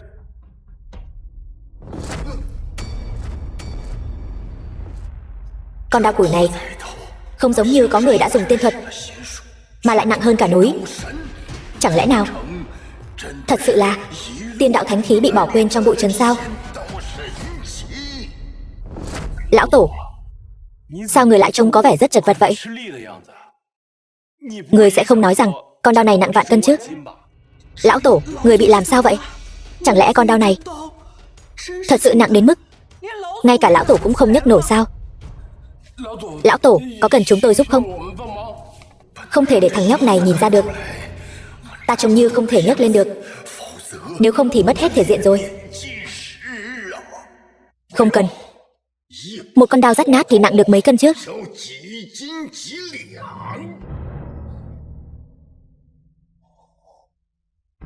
Thấy chưa? Dù ngươi đã thi triển tiên thuật gì đi nữa, đều đã bị lão tổ phá giải rồi. Ngươi vẫn nên ngoan ngoãn dùng mạng của ngươi để đến hỗn độn thần châu đi. Quả không hổ danh là tiên môn lão tổ. Tu vi của ngài ấy cao hơn chúng ta cả 100 lần, rất dễ dàng đã nhấc được con đao này lên. Sao con đao này càng ngày càng nặng vậy? Ta cũng sắp không trụ nổi nữa rồi. Làm sao đây? Lão tổ, ngài không phải nói con đao này rất nhẹ sao? Vậy tay ngài run rẩy làm gì? Tay ta không có run. Con đao này nhẹ lắm. Ngươi cảm thấy ta trông giống như đang cầm vật gì rất nặng sao? Không giống. Một chút cũng không giống. Không trụ nổi nữa rồi. Nhiều người đang nhìn như vậy. Không thể làm mất thể diện của một tiên môn lão tổ. Ta phải nghĩ cách. Lão tổ trán đổ mồ hôi, cánh tay hơi run rẩy. Điều này không giống như rất thoải mái chút nào. Ta nói cho người biết, ta không chỉ có thể cầm bằng tay này, tay còn lại của ta cũng có thể cầm được.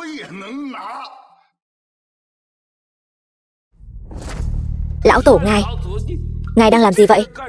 Sao ngài lại quỳ xuống trước một tiểu bối, lại còn quỳ ngay ngắn như vậy? Lão tổ, ngài đừng quỳ xuống trước mặt ta. Ngài có mấy vạn năm tu vi, ta mới 20 tuổi. Ta không dám nhận. Lão tổ, thân phận của ngài chính là thể diện của toàn bộ tiên môn. Ngài quỳ thế này, chính là toàn bộ tiên môn đều quỳ xuống rồi. Trong tam giới này, có thể khiến ta quỳ xuống, trừ các vị đại tiên nhân trên trời, cũng chỉ có tiên đạo thánh khí mà thôi. Tiên đạo thánh khí. Nhưng ở đây, ngoài hỗn độn thần châu tự hủy ra, thì còn có tiên đạo thánh khí nào nữa chứ? Tiên đạo thánh khí mà lão tổ nói đến, chẳng lẽ chính là con đao chặt củi này? Đúng vậy, thánh khí ẩn thân, nhưng quả thật có tiên lực. Con đao này có thể dùng làm vật bồi thường cho hỗn độn thần châu. Tốt quá rồi, hỗn độn thần châu đã được bồi thường, chúng ta có thể đi rồi. Tiểu Dịch, tốt quá rồi, chúng ta đi thôi. Tiên môn này cũng chỉ đến thế mà thôi. Lát nữa cha sẽ tìm cho con một tiên môn tốt hơn để tu luyện. Đi thôi. Đứng lại. Con đao này có thể dùng làm vật bồi thường cho thần châu, nhưng vẫn chưa đủ. Ngươi phải lấy ra thêm một kiện thánh khí nữa. Lại muốn thêm một thanh thánh khí nữa sao? Nhưng ngoài con đao này ra, trên người ta chỉ còn lại 2 quyển hôn thư này thôi. Các ngươi có muốn không? Trương tiên sư, không được hồ đồ. Sở dĩ lão tổ có tu vi cao, hoàn toàn nhờ vào hàng vạn năm qua giữ thân đồng tử, không gần nữ sắc. Vậy trên người ta, đây là thứ duy nhất còn lại rồi. Các ngươi không muốn. Vậy các ngươi muốn ta bồi thường cái gì đây? Còn có tư chất nghịch thiên của ngươi. Ta, nếu có thể có được tư chất của ngươi, thì có thể trực tiếp bước vào cảnh giới thiên đạo, sửa chữa thần châu. Xem ra cuối cùng lão tổ cũng ra tay rồi. Nếu lão tổ có được tư chất của hắn, thì trên tam giới này sẽ không còn ai có khả năng đột phá cảnh giới thiên đạo nữa. Có lẽ lão tổ đúng. Không ai đột phá cảnh giới thiên đạo, chưa chắc đã không phải là chuyện tốt. Thiếu đi một cảnh giới là thiếu đi một ngọn núi lớn đè nặng trên đầu tiên môn. Ngươi muốn tư chất của ta? Sư phụ đã nói với ta, tư chất là thần thức căn nguyên của một người. Nếu đem tư chất của ta cho ngươi, thì chẳng phải ta sẽ vô thức vô tuệ, cả đời này vừa si vừa ngốc sao? Không được, điều kiện này ta không đồng ý. Lão tổ, người thân là thủ lĩnh tiên môn, làm sao người có thể nghĩ ra phương pháp độc ác và hèn hạ như vậy chứ? Chúng tôi đã tìm đệ ấy 20 năm, khó khăn lắm mới được đoàn tụ với nhau. Toàn bộ Trương gia chúng tôi không cho phép các ngươi động vào đệ ấy. Các ngươi nhìn cho rõ, đây là Hóa Vũ Tiên môn. Các ngươi đi hay ở, sống hay mất, lời các ngươi nói không tính, lão tổ nói mới tính. Không phải các ngươi nói tôi có tư chất nghịch thiên sao? Vậy ở đây chẳng phải là chẳng có ai là đối thủ của ta sao? Vậy chúng tôi muốn đi, các ngươi ai có thể cản được chúng tôi? Tuy ngươi có tư chất nghịch thiên, nhưng ngươi cũng phải có thời gian tu luyện mới có thể nâng cao cảnh giới chứ. Thế nhưng bây giờ ngươi thì sao? Cảnh giới thấp kém, không cần ta ra tay, tùy tiện gọi một đệ tử có thể khiến ngươi không ra khỏi cánh cửa này.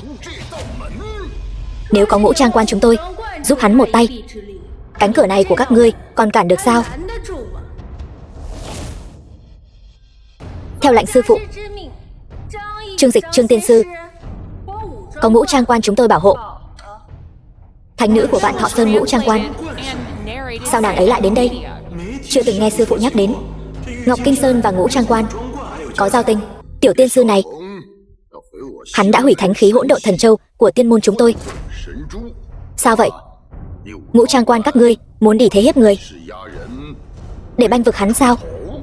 Từ khi hắn xuống núi đã là người của Ngũ Trang Quan chúng tôi. Ngươi muốn động vào hắn, sư phụ ta, Trấn Nguyên Tử, ta, thánh nữ Vạn Thọ Sơn, không đồng ý. Tiểu Dịch, từ khi nào con bái sư ở Ngũ Trang Quan, làm đệ tử của Trấn Nguyên Đại Tiên vậy? Con không có. Vị thánh nữ đây, ngươi có phải nhận nhầm người rồi không? Ta chưa từng đến Vạn Thọ Sơn. Chẳng lẽ khi ngươi xuống núi, sư phụ ngươi không nói cho ngươi biết ngươi có một hôn ước là với thánh nữ Vạn Thọ Sơn của ta sao?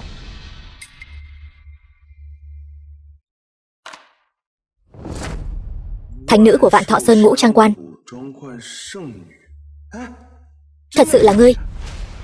Lần này ta xuống núi cũng là nhận lời sư phụ ta mời ngươi về Ngũ Trang Quan. Một là vì chuyện thành hôn của hai ta, hai là Sư phụ ta thân thể không khỏe, muốn mời ngươi đến trang quan luyện chế Thiên Nguyên Kim Đan để sư phụ ta dưỡng bệnh. Hỏng rồi. Trấn Nguyên Tử được xưng là tổ địa tiên, ngũ trang quan còn ở trên cả Hóa Vũ Tiên môn. Có ngũ trang quan bảo vệ hắn, hôm nay e rằng khó mà giữ lại được tên tiểu tử này rồi. Ta đã thèm khát phúc địa của tiên gia Vạn Thọ từ lâu, đã dùng đinh đầu thất tiễn thương nguyền rủa Trấn Nguyên Tử. Trong 10 ngày chắc chắn sẽ mất mạng. Đến nay đã qua 4 ngày. Trấn Nguyên Tử chắc hẳn đã nguyên khí tổn thương nặng nề. Ta đã không cần phải sợ hắn nữa. Không được. Hắn không ai được mang đi. Hắn đã hủy thánh khí của tiên môn chúng tôi, Hỗn Độn Thần Châu. Phải để lại tư chất của hắn để bồi thường mới được. So với sư phụ ta, Trấn Nguyên Tử, chẳng qua ngươi chỉ là một tiên sư trong một tiên môn nhỏ bé mà thôi, cũng dám làm trái ý sư phụ ta sao? Trấn Nguyên Đại Tiên muốn người thì hãy để ngài ấy tự mình đến. Nếu Trấn Nguyên Đại Tiên đích thân đến thì ta tự nhiên sẽ thả người. Trấn Nguyên Đại Tiên không thể đích thân đến. Động chủ của Lạc Hoa động ta muốn người từ ngươi có được không?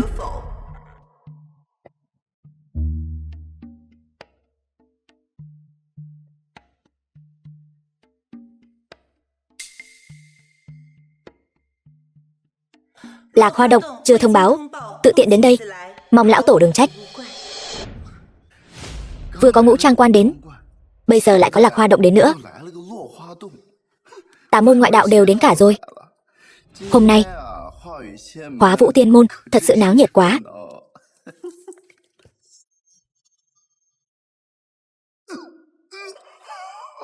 Lạc Hoa động dùng độc vô hình, không chỗ nào không vào được. Miệng ngươi không sạch, hôm nay ta hạ độc khiến ngươi câm, coi như là một hình phạt nhỏ cho ngươi vậy. Động chủ đại nhân, chúng tôi sai rồi, không dám nữa đâu. Xin ngài hãy cho chúng tôi thuốc giải. Xin ngài tự về dùng kim chấp rửa 3 ngày mới có thể giải độc.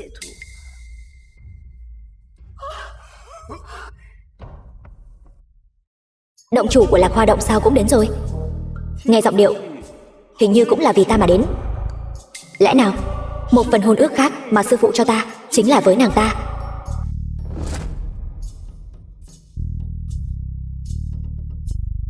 Động chủ của Lạc Hoa động đích thân đến Hóa Vũ Tiên môn của ta cũng là vì hắn. Đúng vậy, 20 năm trước, Ngọc Kinh Sơn và Lạc Hoa động của ta đã có hôn ước. Đợi đến khi hắn đủ 20 tuổi sẽ thành hôn với ta. Hôm nay ta đến tiên môn này chính là để đón vị hôn phu của ta về Lạc Hoa động thành hôn với ta. Một ngũ trang quan,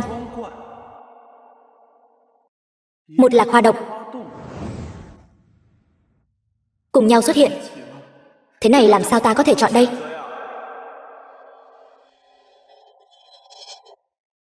Lão tổ, Trấn Nguyên Đại Tiên, pháp lực vô biên, ngay cả thiên đế cũng phải kính trọng ông ấy 3 phần. Chúng ta không thể xem ông ấy là kẻ thù được. Lạc Hoa động dùng độc vô hình, trong tam giới không ai dám chọc giận. Chúng ta cũng không thể kết oán với họ được. Ta thấy vẫn nên thả người đi.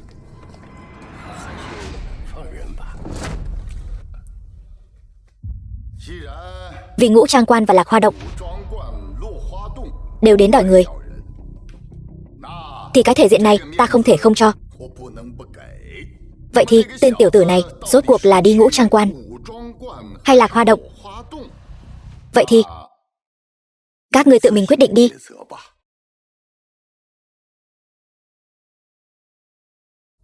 Thánh nữ Vạn Thọ Sơn, chàng là vị hôn phu của ta. Ngươi nắm tay nhầm người rồi. Trương Dịch, chàng ấy cũng có hôn thư với ta. Ta cũng có hôn ước với chàng ấy. Bây giờ đã gọi là vị hôn phu, chẳng phải là quá sớm rồi sao? Ngũ trang quan, quy tắc rườm rà, khắp nơi đều bị ràng buộc. Làm sao có thể tự do tự tại như ở Lạc Hoa động được chứ? Chúng ta ở đó có thể trở thành một đôi phu thê vui vẻ. Ta nghĩ chàng sẽ chọn Lạc Hoa động, đúng không? Ngũ trang quan cũng được, Lạc Hoa động cũng được. Chỉ là e rằng chuyện ngày hôm nay ta vẫn không thể làm chủ được. Không phải chàng ấy không thể làm chủ, mà là chàng ấy sẽ không cưới các ngươi đâu. Người chàng ấy muốn cưới là ta. Ngươi, ta đã nói muốn cưới ngươi khi nào chứ? Bây giờ ta đã đủ rối rồi. Ngươi đừng gây thêm rắc rối cho ta nữa được không? Ta từng thề rằng trong vòng 3 năm chỉ cần tìm thấy chàng, nhất định sẽ gả cho chàng. Sao vậy? Chàng không muốn cưới ta sao? Ta không phải là không muốn, chỉ là sư phụ đã định cho ta 2 mối hôn ước này. Ta vẫn chưa nghĩ ra cách giải quyết. Con đừng có lề mề nữa. Ta là cha của con, cho nên chuyện này ta sẽ làm chủ. Con hãy hủy bỏ hôn ước với 2 người này đi, sau đó trở về kết hôn với Tỉnh Tuyết. Không được. Ta là thánh nữ của Ngũ Trang Quan. Chuyện hôn nhân đại sự sao có thể qua loa như vậy được? Cho dù hôn ước bị hủy bỏ, cũng phải gặp sư phụ ta, Trấn Nguyên Đại Tiên, bàn bạc rồi mới quyết định. Lạc Hoa Động của ta có thủ tất báo. Ngươi dám hủy hoại hôn ước của Lạc Hoa Động ta chỉ có thể nói thứ ta không có được, thà hủy diệt. Ta là động chủ của Lạc Hoa Động, thánh nữ của Ngũ Trang Quan, và cả vị tiểu thư này nữa. Chàng chỉ có thể chọn một người. Chọn ta đi. Chọn ta. Loại độc này sẽ gây mất mạng người đấy. Chàng nghĩ kỹ chưa? Chọn các nàng ấy hay chọn ta? Nó là độc đinh của Trương gia ta đấy. Chuyện hôn sự của nó do ta quyết định. Nó chỉ có thể cưới Tỉnh Tuyết. Không được. Tiên thể của sư phụ ta không khỏe, đang gấp rút chờ chuyên dịch luyện đan chữa thương. Hôm nay chàng ấy phải đi theo ta. Không được. Lạc Hoa Động của chúng tôi, cửu tập thập bát trại đã tề tựu đông đủ, chỉ để tham dự hôn lễ của chúng tôi. Lạc Hoa Động không thể mất mặt. Ngươi phải về với ta. Ta đã tìm chàng ấy 20 năm rồi, khó khăn lắm mới tìm được chàng ấy. Ta sẽ không để các người đưa chàng ấy đi đâu. Chàng ấy phải đi theo ta. Chọn ta đi. Các người đừng cãi nhau nữa. Chuyện hôn ước tạm thời gác lại. Vì ta đã tìm được người nhà, thì nên cúng bái tổ tiên, nhận tổ quy tông. Ngày mai ta sẽ đến Ngũ Trang Quan. Trấn Nguyên Đại Tiên có thương tích, không thể chậm trễ. Còn về hôn ước, đợi sau khi 2 chuyện này hoàn thành, ta sẽ mời sư phụ xuống núi. Còn về việc cưới ai, ta sẽ mời sư phụ xuống núi, cùng nhau quyết định. Đồng ý. Muốn dùng đan thuật để giải đinh đầu thất tiễn thư của ta, để cứu Trấn Nguyên Tử. Hoang tưởng. Các đan sư, dược sư đến Ngũ Trang Quan đều là người của ta. Còn về tên tiểu tử có tư chất nghịch thiên này, đợi ta dùng đinh đầu thất tiễn thư phế hắn. Ta xem hắn cứu người thế nào.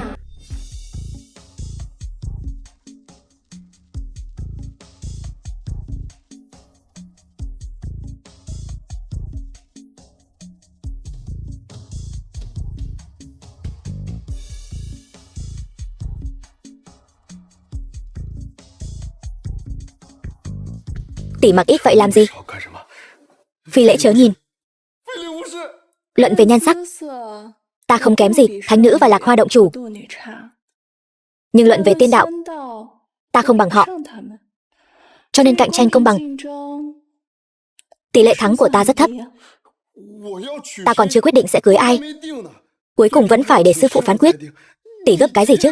Không được.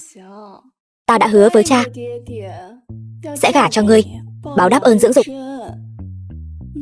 Cho dù ngươi và họ chỉ có 1% khả năng, Vậy cũng không được đâu. Lỡ như sư phụ biết được ta còn chưa giải quyết với 2 nhà họ chuyện hủy bỏ hôn ước mà đã cùng ngươi phá thân song tu, thì sư phụ nhất định sẽ phế chân ta mất. Ta chỉ cần chúng ta gạo sống nấu thành cơm, họ sẽ biết khó mà lui, từ bỏ ngươi. Nhưng Ngũ Trang Quan và Lạc Hoa Động mất hết thể diện, họ chắc chắn sẽ không dễ dàng bỏ qua đâu. Không sao, nếu họ có giận, cứ trút lên người ta là được. Không được. Nếu là vì việc một mình ta hủy hôn mà liên lụy đến Ngọc Kinh Sơn, vậy danh tiếng của sư phụ chẳng phải sẽ bị ta hủy hoại sao? Không được, tuyệt đối không được. Trương Dịch, hãy nhận chiêu thứ nhất của thất tiễn thư, tâm hỏa phần thân. May mà ta đã luyện tĩnh tâm chú. Cám dỗ nhỏ bé này vẫn chưa thể khiến ta mất bình tĩnh.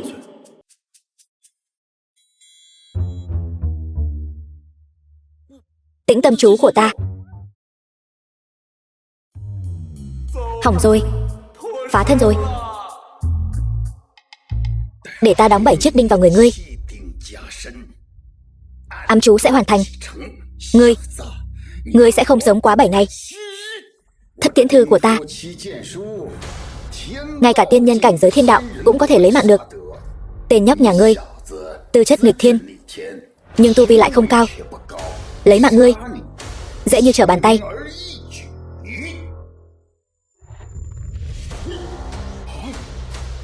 Đinh đầu thất tiễn thư tự hủy, không làm hắn bị thương chút nào. Chẳng lẽ cảnh giới tu vi của hắn đã vượt qua thiên đạo rồi? Vạn Thọ Sơn ngũ trang quan. Đây chính là ngũ trang quan sao?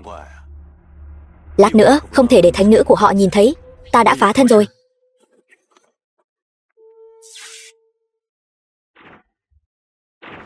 Thanh Phong đồng tử, Minh Nguyệt đồng tử. Người đến có phải là đệ tử Ngọc Kinh Sơn, đồ đệ của Triệu Thiên Sư, Trương Dịch tiểu hữu? Tiểu hữu, nhìn tuổi của hai người các ngươi, không nên gọi ta là tiểu hữu, mà nên gọi ta là ca ca. Nếu xét về vai vế, sư phụ ngươi, Triệu Thiên Sư đến đây, chúng ta cũng chỉ kính trọng gọi một tiếng Triệu sư huynh. Gọi ngươi một tiếng tiểu hữu đã là một vinh dự rồi. Nếu thực sự tính tuổi ra, đáng lẽ ngươi phải gọi chúng tôi một tiếng sư thúc mới đúng. Tuổi không lớn, khí phách không nhỏ, dám cùng sư phụ ta luận sư huynh đệ. Các ngươi có biết không, sư phụ ta, tiên nhân ở Ngọc Kinh Sơn, có bao nhiêu năm tu vi? Nói ra tuổi của ngài ấy sẽ khiến người giật mình. Nói nghe xem nào. Sư phụ ta, ngài ấy ngồi trấn giữ Ngọc Kinh Sơn đã có đủ 3 vạn năm tu vi rồi. Còn ta đây cũng đã 21 tuổi. Nhìn dáng vẻ của các ngươi chỉ khoảng 16, 18 thôi, ra vẻ lớn. Sư phụ các ngươi có biết không? 16, 18 sao? Ngươi có biết không? Bản đồng tử ta đã 1320 tuổi rồi. Bản đồng tử ta sinh sau sư huynh 100 năm, giờ đây đã hơn 1200 tuổi rồi. Ngươi 1320 tuổi, ngươi 1200 tuổi. Hai chúng tôi vẫn là người nhỏ tuổi nhất trong số 48 đệ tử của trang quan này. Nếu như không tin, có thể tra tiên tịch hoặc đi hỏi sư phụ ngươi. Sư phụ đã nói, ở các phủ thần tiên như này, ngay cả kẻ giữ cửa, tuổi tiên của họ phần lớn đều cao hơn tiên sư nhân gian như ta. Huống hồ chi là đệ tử của Trấn Nguyên Đại Tiên. Ta lại quên mất rồi. Gọi ngươi là tiểu hữu không thích hợp, vậy thì gọi ngươi là tiên sư. Sư phụ ta, Trấn Nguyên Tử thân thể không khỏe, thánh nữ sư tỷ đặc biệt phái chúng tôi ở đây cung kính chờ đợi tiên sư.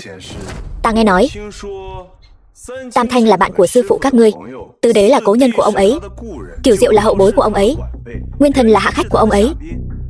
Sư phụ các ngươi đã lợi hại vậy rồi, trên đời này còn có thủ đoạn nào có thể làm hại ông ấy chứ? Nếu là công khai, tất nhiên không sợ, nhưng là ám tiễn, khó lòng phòng bị. Sư phụ ta đoán chắc là cổ thuật, đinh đầu thất tiễn thư, dùng chú thuật thi pháp lấy mạng người vô hình. Đinh đầu thất tiễn thư, đúng vậy, nhưng sư phụ đã tìm ra phương pháp khắc chế, luyện chế thiên nguyên kim đan có thể giải bùa này. Nhưng ngũ trang quan không giỏi về đan thuật, thế nên mời tiên sư cùng các vị đan sư đến trang quan luyện đan. Sư tỷ đặc biệt ra lệnh chúng tôi chờ đợi dưới cây nhân sâm.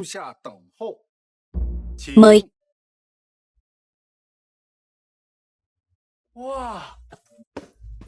Đây chính là cây nhân sâm trong truyền thuyết đó sao?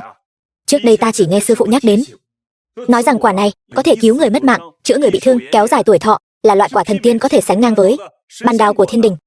Đúng vậy, khi hỗn độn sơ khai, hồng mông mới phân định, lúc trời đất chưa mở, liền sản sinh ra linh căn này. Ở nơi đây nở hoa kết trái, gọi là thảo hoàn đan, còn gọi là cây nhân sâm. Cây nhân sâm này 3.000 năm nở hoa, 3.000 năm kết trái, lại thêm 3.000 năm nữa mới chín. Ngắn ngủi 1 vạn năm mới có thể ăn được. Người nếu có duyên được ngửi quả nhân sâm một cái, có thể sống 360 tuổi. Ăn một quả có thể sống 4 vạn 7.000 năm. Ngửi một cái có thể sống 360 tuổi. Ăn một quả có thể sống 4 vạn 7.000 năm. Đây không phải thần tiên, còn hơn cả thần tiên nữa. Sư phụ đã nói, hôm nay nếu có vị tiên sư nào có thể luyện ra Thiên Nguyên Kim Đan, thì sẽ ban cho hắn một quả nhân sâm. Phàm nhân ăn vào, có thể nhập tiên đạo, tiên nhân ăn vào, tu vi tăng gấp bội. Tu vi 1000 năm của sư phụ, đứng yên không tiến bộ, nếu ta có thể mang về một quả nhân sâm, cho người nếm thử, người nhất định sẽ vui mừng khôn xiết.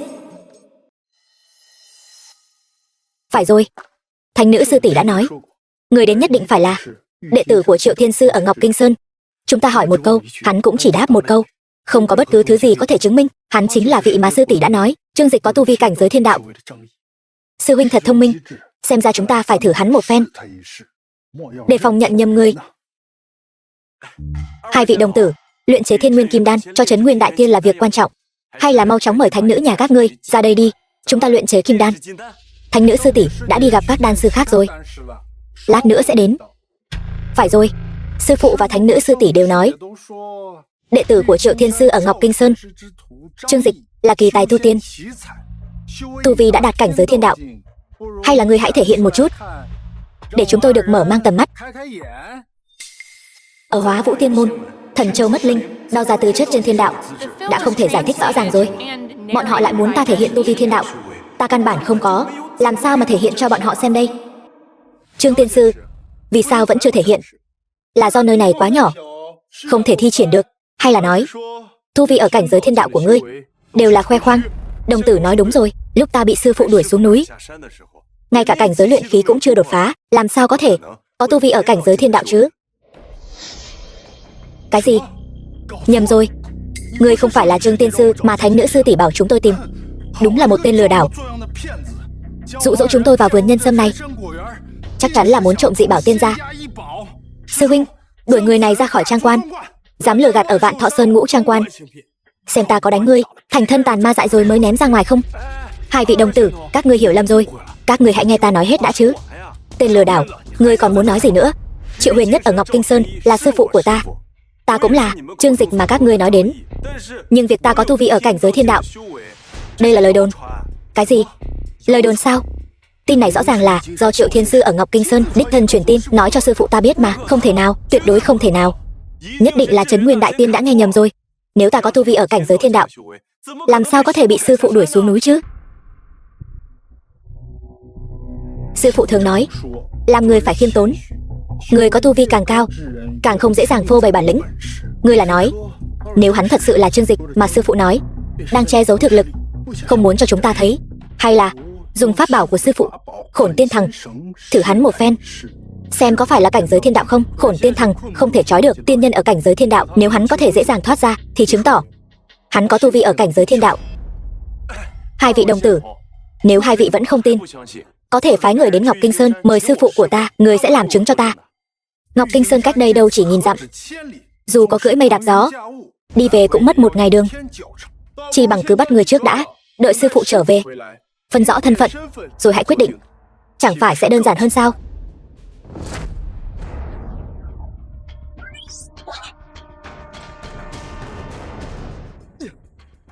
Ta là khách, do Trấn Nguyên Đại Tiên mời đến, các ngươi không thể đối xử với ta như vậy. Nếu ngươi thật sự là Trương Tiên Sư mà sư phụ ta mời, chúng tôi tự nguyện chịu phạt, bồi thường và xin lỗi ngươi. Nhưng nếu ngươi là kẻ lừa đảo, chúng tôi trói ngươi lại, thì đó là công lao bảo vệ quả nhân sâm, sư phụ nhất định sẽ thưởng cho chúng tôi. Hai người đã có 1000 năm tu vi rồi, không phân biệt thật giả, không phân biệt đúng sai, làm bại hoại danh tiếng của Trấn Nguyên Đại Tiên. Có hai người làm đệ tử, đúng là phúc khí của Đại Tiên quá nhỉ. Ngươi muốn nói gì thì nói, Khổn Tiên Thằng này tuyệt đối không phải vật tầm thường. Nếu ngươi thật sự có cảnh giới thiên đạo, dây này ngươi có thể dễ dàng thoát ra. Nếu ngươi không thể, thì là một kẻ lừa đảo. Ngươi càng dãy dụa với sợi dây này, nó sẽ càng siết chặt hơn, cho đến cuối cùng hết hơi mà mất mạng. Nếu bây giờ ngươi có thể thoát khỏi Khổn Tiên Thằng, chúng tôi sẽ tin ngươi. Ta đã nói rất nhiều lần rồi, ta không có tu vi ở cảnh giới thiên đạo, các ngươi bảo ta làm sao mà dãy? Sao sợi dây này đột nhiên lỏng ra vậy? Chẳng lẽ là hai vị đồng tử này bản lĩnh chưa tới, không trói chặt? Vị khách mà sư phụ muốn mời tuyệt đối không phải hạng tầm thường. Nếu ngươi không thể thoát ra, thì chính là giả mạo, bị siết đến mất mạng cũng đáng đời. Cứ để hắn ở đây, bị Khổn Tiên Thằng siết đến mất mạng đi. Sư huynh, chúng ta đi thôi. Trói lâu như vậy rồi, hắn vẫn không thi triển tu vi thoát khỏi trói buộc, xem ra thật sự không phải là người mà sư phụ muốn chúng ta đợi. Sư huynh, dọa hắn một chút là được rồi. Nếu thật sự có người mất mạng trong trang quan, sư phụ nhất định sẽ trách phạt. Hay là thu lại Khổn Tiên Thằng, đuổi hắn ra khỏi trang quan đi. Được.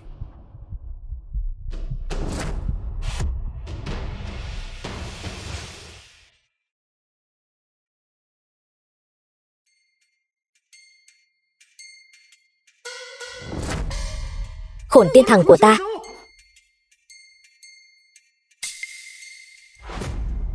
Hai vị đồng tử, nếu ta nói ta còn chưa dùng sức, khổn tiên thằng này tự nó đứt rồi. Người tin không? Người nói dối. Khổn tiên thằng này là pháp bảo tiên giới, cực kỳ kiên cố. Nếu ngươi không có tu vi thiên đạo, làm sao có thể rằng đứt nó chứ? Ngươi có tu vi ở cảnh giới thiên đạo, rõ ràng chỉ cần rằng thoát ra là được rồi. Tại sao còn phải làm đứt khổn tiên thằng? Thật mà, ta chỉ dùng một chút sức thôi. Nó đã đứt rồi. Khổn tiên thằng bị rằng đứt. Sư phụ và sư tỷ biết được, nhất định sẽ trừng phạt ta rất nặng. Ngũ Trang Quan là nơi thanh tịnh, vì sao lại ồn ào như vậy? Sư tỷ, đều là do Trương Dịch giấu giếm tu vi không nói. Ta và sư huynh dùng khổn tiên thằng thử hắn một chút, nhưng hắn không chỉ cố ý trêu chọc chúng tôi, mà còn làm đứt pháp bảo tiên giới của sư phụ. Khổn tiên thằng, rõ ràng là các ngươi nói khổn tiên thằng này chỉ có cảnh giới thiên đạo mới có thể thoát được. Vậy tu vi của ta thấp như vậy, làm sao có thể rằng đứt chứ? Nhất định là ngươi cầm nhầm rồi, đây căn bản không phải là khổn tiên thằng. Trương tiên sư, hôm nay đến Ngũ Trang Quan của ta làm khách quý, một sợi khổn tiên thằng đứt thì đứt thôi. Ngũ Trang Quan của ta sẽ không so đo với ngươi, nhưng ngươi không nên giấu giếm tu vi, gây ra hiểu lầm như vậy. Giấu giếm tu vi? Ta thật sự không có. Ta ở trên Ngọc Tinh Sơn đấm sư phụ ta một quyền, sư phụ chỉ coi là gãi ngứa, còn nói nắm đấm của ta mềm nhũn vô lực, chẳng có chút dáng vẻ tiên nhân nào cả. Điều này không thể nào. Triệu Thiên Sư truyền tin nghìn dặm, nói bây giờ ngươi đã tu luyện đến cảnh giới thiên đạo, đan thuật, tiên thuật không gì không làm được. Nếu không, ta cũng sẽ không tự mình xuống núi mời ngươi đến. Sư phụ rốt cuộc đang làm gì vậy chứ? Cứ thổi phồng bản lĩnh của ta lớn đến vậy, chẳng phải là hại ta sao? Vậy ngươi và sư phụ ngươi nhất định có một người đang nói dối. Người nói dối chắc chắn không phải ta. Tu vi của ta thấp như vậy, có bao nhiêu bản lĩnh chính ta còn không rõ sao? Ngươi đã phá thân rồi. Ngươi đã nói phải được sư phụ đồng ý, rồi chọn một trong ba, chọn ngày thành hôn. Thế mà bây giờ ngươi lại... Quả nhiên, trong miệng ngươi không có một lời nào là thật. Người nói dối đã tìm thấy rồi. Không phải Triệu Thiên Sư, mà là ngươi. Thánh nữ tỷ tỷ, ta không cố ý lừa gạt người. Là chuyện này, nó xảy ra quá nhanh. Thôi đi, ta đường đường là thánh nữ, lẽ nào lại gả cho một kẻ không trong sạch? Ngươi và ta hủy hôn. Luyện chế Thiên Nguyên Kim Đan là cách duy nhất để ngươi tạ tội với Ngũ Trang Quan. Nếu không luyện ra được, Ngũ Trang Quan và Ngọc Kinh Sơn sẽ tuyệt giao. Ta nhất định sẽ đạp nát Ngọc Kinh Sơn của ngươi. Nếu là so tài võ lực, tu vi, ta không có tự tin, nhưng luyện đan lại là sở trường của ta. Được, một lời đã định. Được Trấn Nguyên Đại Tiên mời, chúng tôi đã đi suốt ngày đêm, không dám chậm trễ. Cuối cùng cũng không bỏ lỡ đại hội luyện đan này. Hai vị tiền bối đã vất vả trên đường rồi. Nếu có thể giúp Ngũ Trang Quan của chúng ta luyện ra Thiên Nguyên Kim Đan này, sư phụ ta, Trấn Nguyên Tử nhất định sẽ có trọng tạ. Thánh nữ khách khí rồi. Chúng ta và Trấn Nguyên Đại Tiên đều là đại tiên với nhau, là điều nên làm.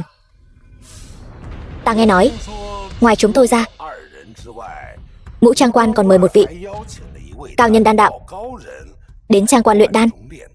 Có phải cao nhân luyện đan hay không thì chưa chắc, nhưng nhất định là một tên miệng đầy lời dối trá. Nếu không phải sư phụ đã nói trước, nhất định phải mời hắn đến Trang Quan luyện đan, chúng tôi đã sớm đuổi hắn ra ngoài rồi.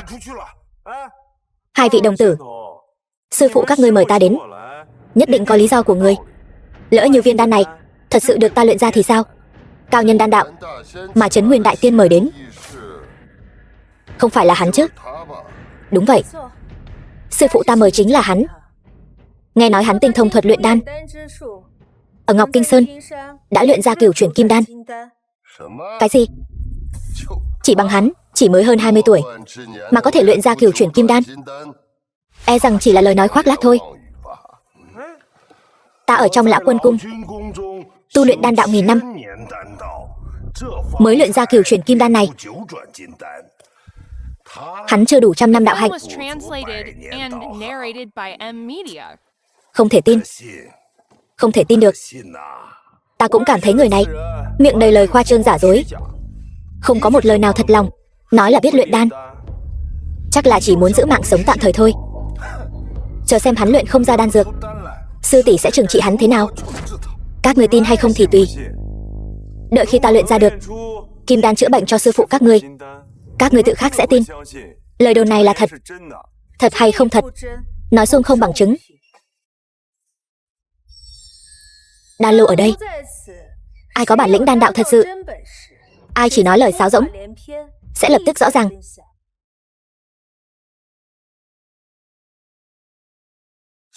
Trong lò này có 3 viên tiên đan, đã luyện được 5 thành.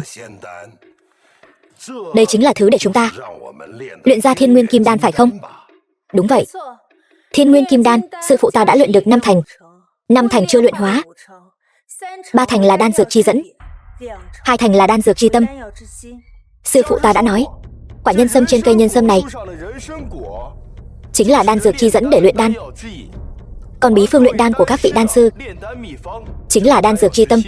Quả nhân sâm này chính là ở trên cây, cần mấy vị thi triển bản lĩnh của mình mới có thể hái được. Ta nhớ quả nhân sâm này là linh vật địa tiên, tương khắc với ngũ hành. Gặp kim thì rụng, gặp mộc thì héo, gặp thủy thì tan, gặp hỏa thì cháy, gặp thổ thì chìm xuống đất. Muốn hái quả nhân sâm này phải dùng kim kích tử. Quả nhân sâm gặp kim thì rụng, nhưng quả đã chạm vào kim khí sẽ mất tiên khí, không thể dùng làm đan dược chi dẫn. Phải hái bằng tay không? Không dùng kim khí, hái quả bằng tay không? Chuyện này thật chưa từng nghe thấy bao giờ. Sư phụ ta từng nói, người tu tiên khi đạt đến cảnh giới tu vi ở một độ cao nhất định, có thể lấy khí làm kim. Khí trong lòng bàn tay mạnh hơn kim khí, dùng tay gõ quả nhân sâm cũng có thể hái được, lấy khí thành kim. Sư phụ từng nói, đây là tu vi của Đại La Thánh Cảnh mới có thể làm được. Đôi tay này của ta còn kém xa lắm. Được, để ta trước.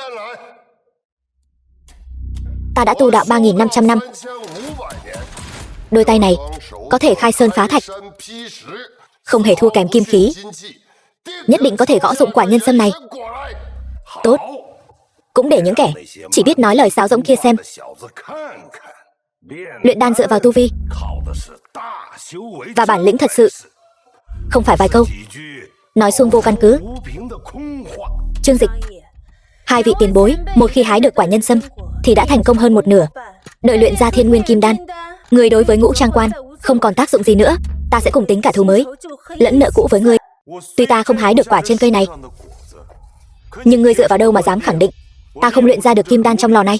Ngươi không hái được quả nhân sâm này thì lấy gì mà luyện đan? Ngươi tự mình nhảy vào lò luyện đan này làm đan dược chi dẫn sao? Hắn có thể làm đan dược chi dẫn gì chứ?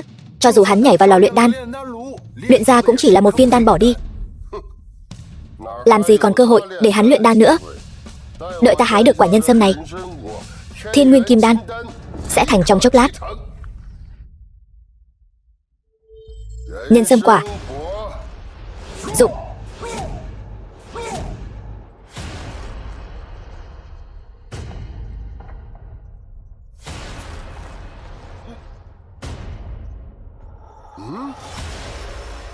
Lạ thật, theo lý mà nói, với tu vi của Côn Luân đan sư, lấy khí thành kim là không thành vấn đề. Sao lại không gõ dụng được quả nhân sâm này? Đạo huynh, cây nhân sâm này là do linh căn trời đất hóa thành. Ngươi không dùng hết sức, e rằng không gõ dụng được đâu. Được,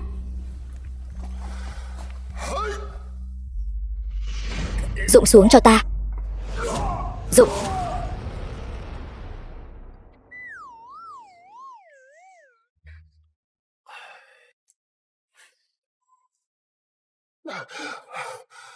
Côn Luân tiên sư, ngài đã tu luyện mấy nghìn năm, hẳn là đã sớm đạt đến cảnh giới lấy khí thành kim.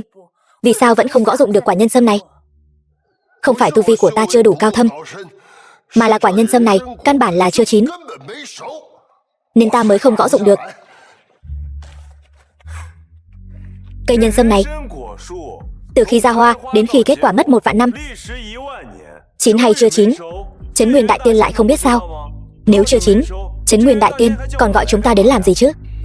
Tiểu tử, ngươi là nói tu vi của ta không đủ, không hái được quả này sao? Vậy ngươi lên đi. Nếu ngươi có thể hái được quả này, ta sẽ vứt bỏ thể diện ra này, tôn xưng ngươi một tiếng tiên sư tiền bối. Đừng, ta không nói ta có thể hái được. Tu vi của ngươi còn không hái được. Cái thứ công phu mèo cào, không ra gì như ta đây. Càng không cần phải nói. Vậy ngươi nói nhảm làm gì? Đạo huynh, ngươi không hái được quả nhân sâm, thể diện đã mất. Ta sẽ giúp ngươi lấy lại. Đợi ta hái được quả nhân sâm này, ta xem hắn còn có thể cười được nữa không. Tránh ra.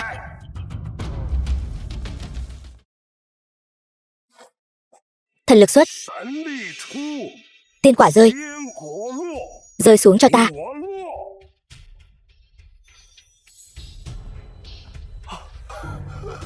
Bạch Mi đạo huynh, thần lực thật mạnh.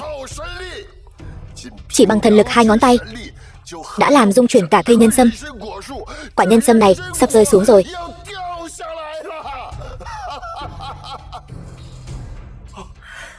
Minh Nguyệt, chuẩn bị đan bàn cẩm phách để hứng quả nhân sâm.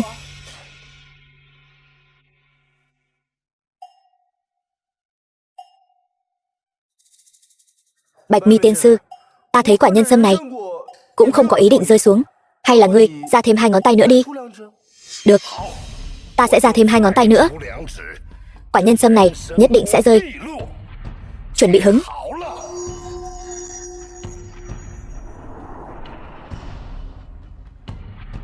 Bạch Mi tiên sư, thần lực của ngươi e rằng vẫn chưa đủ để hái được quả này. Translated and narrated by M Media.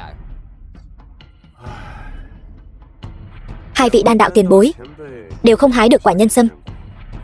Vậy thì không có đan dược chi dẫn để luyện đan rồi. Xem ra kim đan này hôm nay luyện không thành rồi. Hai vị đan đạo tiền bối đều không hái được quả nhân sâm. Không phải còn có người sao?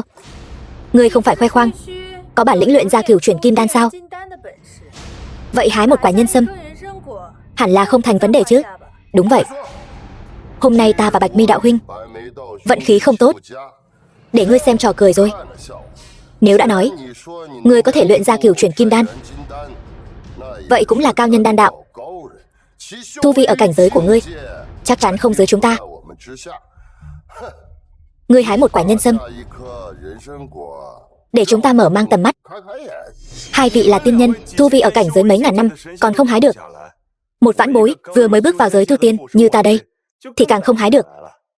Ta sẽ không hái đâu. Thừa thãi, không được. Không hái được nhân sâm thì không luyện được kim đan. Sư phụ ngươi nói ngươi có tu vi thiên đạo, vậy khả năng hái được quả nhân sâm dù sao cũng nhiều hơn hai vị tiền bối rất nhiều. Vừa hay ta còn muốn xác nhận một chút, ngươi có thật sự có tu vi ở cảnh giới thiên đạo hay không? Cái gì? Cảnh giới thiên đạo? Hắn sao? Ta đã từng nghe những lời nói ngông cuồng, nhưng lời cuồng ngôn đến mức này đây là lần đầu tiên ta nghe thấy. Từ khi khai thiên lập địa đến nay cũng chỉ có đạo tổ có tu vi ở cảnh giới thiên đạo. Ngươi một con kiến hôi bò trong giới tu tiên cũng dám tự xưng có tu vi ở cảnh giới thiên đạo, ngang hàng với đạo tổ. Nếu không phải ở ngũ trang quan này, ta nhất định sẽ một tay chém ngươi để chấn chỉnh phong thái tiên đạo. Ta chưa từng nói ta có tu vi gì cao thâm. Nhất định là sư phụ ta nói sai rồi, hoặc là các ngươi nghe nhầm rồi. Ta nghe là giả, mắt thấy mới là thật. Lời ngươi nói là thật hay giả? Hái quả nhân sâm một cái là biết ngay. Không nghe thấy lời thánh nữ sư tỷ nói sao? Hái đi, đừng làm nhảm nữa. Hái đi. Hái đây. Đến lúc đó ta hái không được, các ngươi sẽ hết hy vọng.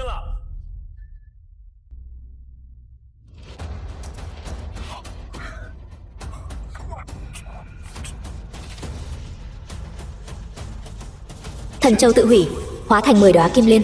Có thể không tin, nhưng đánh rơi quả nhân sâm là chuyện có thật. Tôi không dám nói mình nhất định có tu vi thiên đạo, nhưng nhất định không phải như sư phụ nói tu vi hạng bét. Lần này về núi nhất định phải hỏi cho ra lẽ sư phụ. Hai vị tiền bối, mấy nghìn năm nay có phải hai vị vô ích không thì tôi không biết, nhưng quả nhân sâm này tôi đã đánh rơi rồi. Thánh nữ nói cậu có tu vi ở cảnh giới thiên đạo. Ban đầu tôi còn không tin, bây giờ xem ra mắt thấy tai nghe là thật rồi. Tiểu tiên bái kiến thiên đạo tiên nhân. Đạo huynh, khoan đã. Không thể chỉ dựa vào việc hắn đánh rơi một quả nhân sâm mà đã kết luận hắn là đại tiên cảnh giới thiên đạo. Đạo huynh nói thế nào? Quả nhân sâm gặp kim thì dụng, cầm đại một loại kim khí là có thể đánh rơi. Chẳng lẽ kim khí này cũng có tu vi ở cảnh giới thiên đạo sao? Tiền bối, lời này của ngài có ý gì? Ngài đang nói Trương Dịch đánh rơi quả nhân sâm là gian lận, đã dùng kim khí sao? Kim khí? Toàn thân tôi ngay cả một thanh sắt cũng không có, lấy đâu ra kim khí chứ?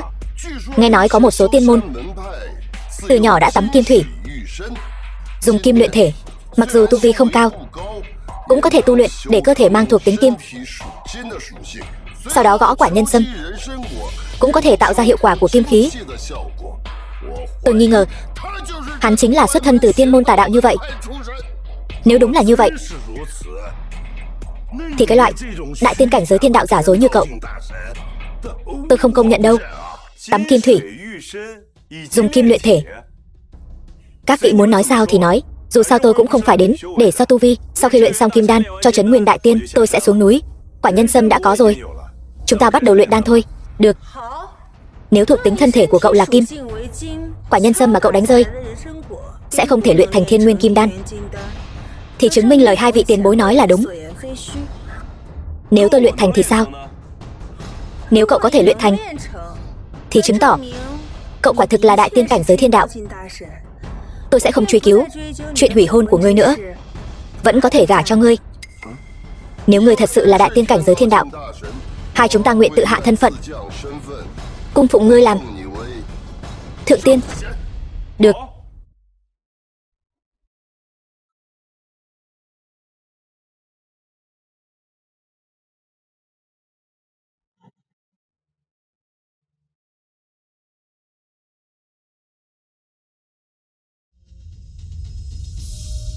Nhân sâm đã vào lò luyện đan, 3 viên kim đan ai có thể luyện thành? Hai vị tiền bối, hai vị cứ làm trước đi. Tuy rằng chúng tôi không thể hái được nhân sâm, nhưng nếu nói về luyện đan, chúng tôi là người được lão quân ở đầu xuất cung, là đỉnh cấp trong giới đan đạo công nhận thực lực. Ngươi không thể sánh bằng đâu. Viên Thiên Nguyên Kim Đan này do ta tự tay chế tạo, nhất định sẽ thành công. Ngươi không còn cơ hội nữa đâu. Nếu ta là ngươi, đã sớm tìm cơ hội lủi thủi xuống núi rồi. Ở lại đây thì cuối cùng chỉ có thể gánh chịu cơn thịnh nộ của tiên môn. Hai vị tiên nhân, nếu ta không nhớ lầm thì vừa nãy trước khi ta hái nhâm sâm, hình như hai vị cũng nói như vậy. Kết quả thì sao? Được. Vậy ta sẽ khiến ngươi thua tâm phục khẩu phục.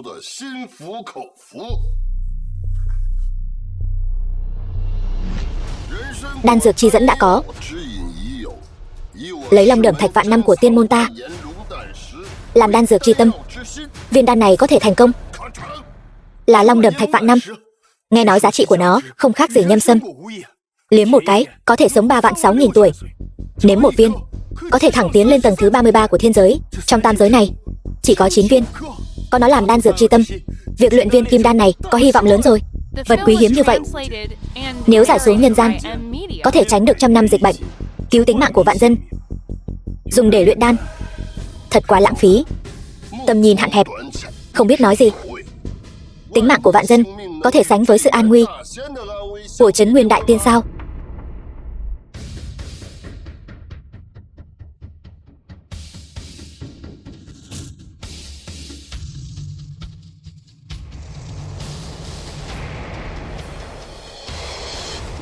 Lão tổ của Hóa Vũ Tiên môn dặn dò, không thể để Trấn Nguyên tử hồi phục.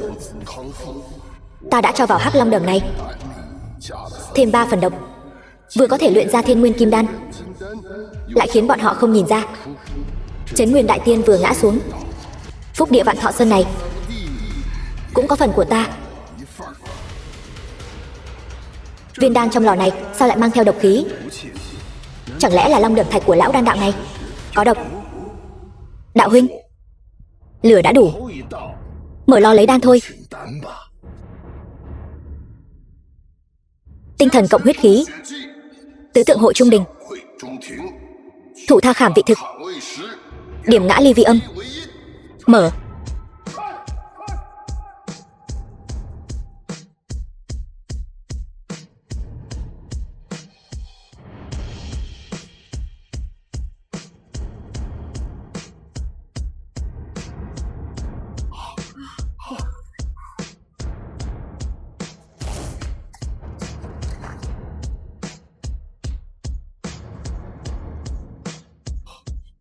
Kim đan xuất lò, thần quang ngập trời. Viên thiên nguyên kim đan này sắp thành công rồi. Hái được một quả nhâm sâm.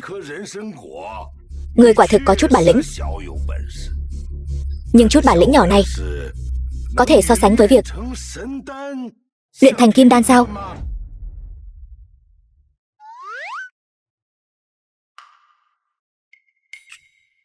Tuy rằng chỉ có nửa viên, nhưng nó là thiên nguyên kim đan thật sự, không pha tạp.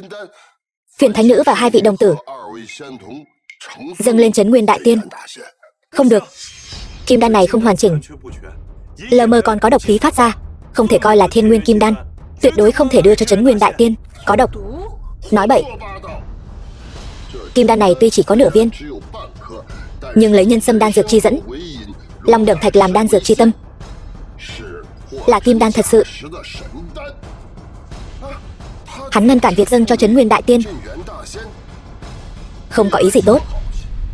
Nếu đã nói kim đan ngươi luyện không có độc, vậy trước mặt thánh nữ và 2 vị đồng tử, ngươi hãy ăn nó đi, tự chứng minh sự trong sạch. Kim đan này vô cùng quý giá, phối hợp với nhân sâm và long đẩm thạch cùng vô số thần dược khác, chỉ có trấn nguyên đại tiên mới xứng đáng hưởng dụng. Ta ăn nó, không phải là bất kính với trấn nguyên đại tiên sao? Ngươi không thể ăn, hay là trong lòng có quỷ không dám ăn? Côn Luân đạo huynh là tiên nhân Côn Luân, phẩm chất cao thượng, huống hồ đối với trấn nguyên đại tiên vô cùng kính trọng, sao có thể làm ra chuyện hạ đẳng như vậy? Ngươi nói lời này là đang ly gián Côn Luân tiên môn với ngũ trang quan sao? Kim đan này có độc hay không, trấn nguyên đại tiên ăn hay không ăn, các ngươi, ta nói đều không tính. Thánh nữ ở đây, tuệ nhãn như đuốc, tự có phán quyết. Sư tỷ, thân thể quý giá của sư phụ không thể có bất kỳ tổn hại nào, chi bằng cả 3 viên kim đan này toàn bộ đều luyện ra, rồi chọn ra một viên thượng phẩm nhất dâng lên sư phụ. Được, cứ theo Minh Nguyệt. Đợi 3 viên kim đan đều được luyện chế xong, dâng lên trước mặt sư phụ. Viên nào có thể ăn, viên nào không thể ăn, ai thật lòng thật dạ, ai giả dối, sư phụ tự sẽ phân biệt. Thiện ác sẽ rõ ràng ngay. Thằng nhóc, người phá hoại tiên duyên của Côn Luân tiên môn ta với ngũ trang quan, mối thù này ta đã ghi nhớ, quyết không bỏ qua. Chuyện của một mình ngươi đừng liên lụy đến toàn bộ Côn Luân tiên môn. Ta tin rằng Côn Luân tiên môn cũng sẽ không hãm hại trấn nguyên đại tiên. Còn ngươi thì e rằng không chắc. Người trong sạch tự sẽ trong sạch. Đợi khi ngươi không luyện được kim đan, xem ngươi biện bạch thế nào. Đạo huynh đừng vội tranh cãi với tiểu tiên sư này, tự hạ thấp thân phận. Đợi ta luyện ra thiên nguyên kim đan, cùng nhau dâng lên trấn nguyên đại tiên, liệt kê tất cả tội của thằng nhóc này, bất kính với tiên nhân, tội bất kính với đại tiên. Xem đại tiên xử lý hắn thế nào. Cứ theo đạo huynh.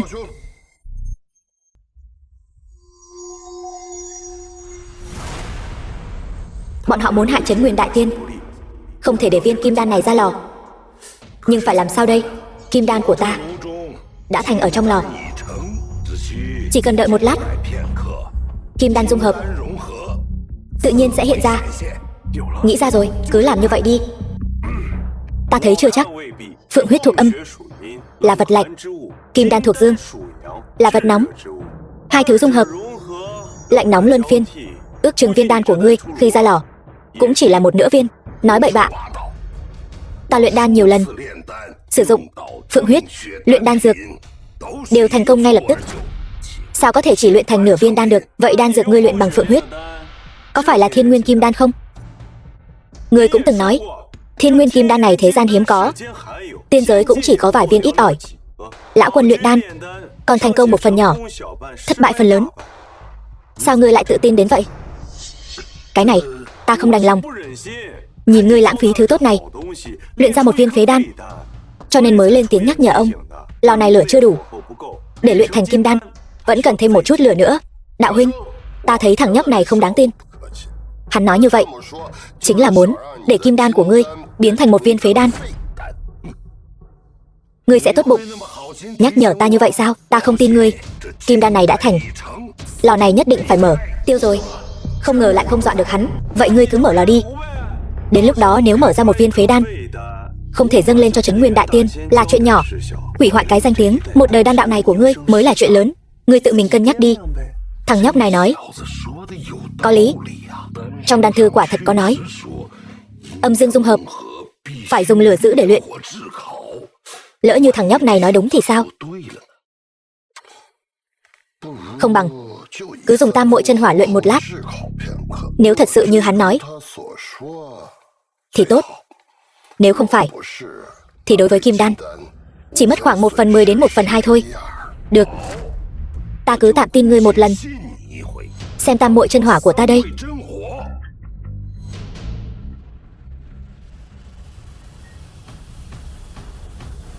Hay lắm. Bị tam muội chân hỏa của ngươi nung một cái, kim đan của ngươi sẽ biến thành than đen mất.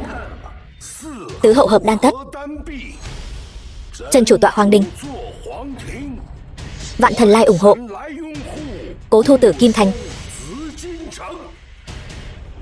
Mở.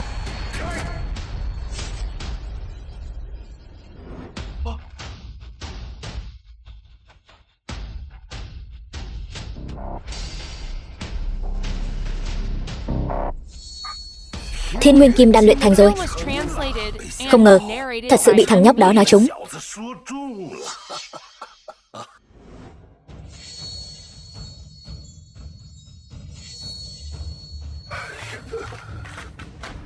Đạo huynh, kim đan của ngươi sao có màu sắc khác biệt với mọi người? Cái này chỉ có thể coi là nửa viên kim đan. So với kim đan mà Côn Luân đan sư luyện, cũng chỉ là kẻ 8 lạng người nửa cân.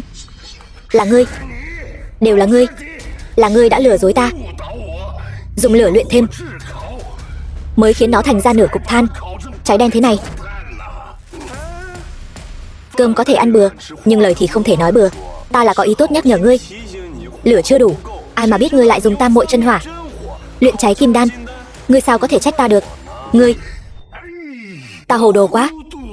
Ta lại tin lời quỷ quái của hắn. Trong đan lô này vẫn còn viên kim đan bán thành phẩm cuối cùng, là hy vọng cuối cùng để luyện thành kim đan. 3 người các ngươi, ai sẽ đến? Ta đến. Ta đến. Đến. Các ngươi đến cái gì mà đến chứ? Long Đẩm Thạch, Phượng huyết này đều đã dùng hết rồi. Các ngươi lấy gì để làm đan dược chi tâm chứ? Vậy nói như vậy, hy vọng cuối cùng để luyện thành Thiên Nguyên Kim Đan là ở trên người ngươi rồi. Thánh nữ, người cứ yên tâm.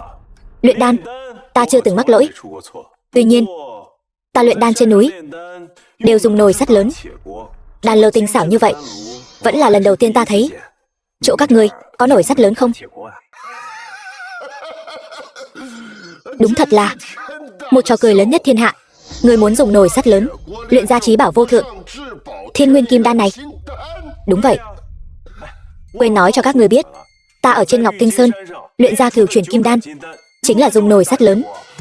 Ngông cuồng tự đại, không biết điều. Cửu Chuyển Kim Đan quý giá biết bao, cũng dùng nồi sắt, loại vật phẩm hạ đẳng để luyện sao? Hai vị tiên nhân nói không sai. Ta chưa từng nghe nói có người nào có thể đem kim đan luyện trong nồi sắt. Ngươi coi Ngũ Trang Quan ta là nơi nào? Nếu như truyền ra ngươi dùng nồi sắt luyện đan cho sư phụ ta, thì sẽ trở thành trò cười của toàn bộ tiên giới.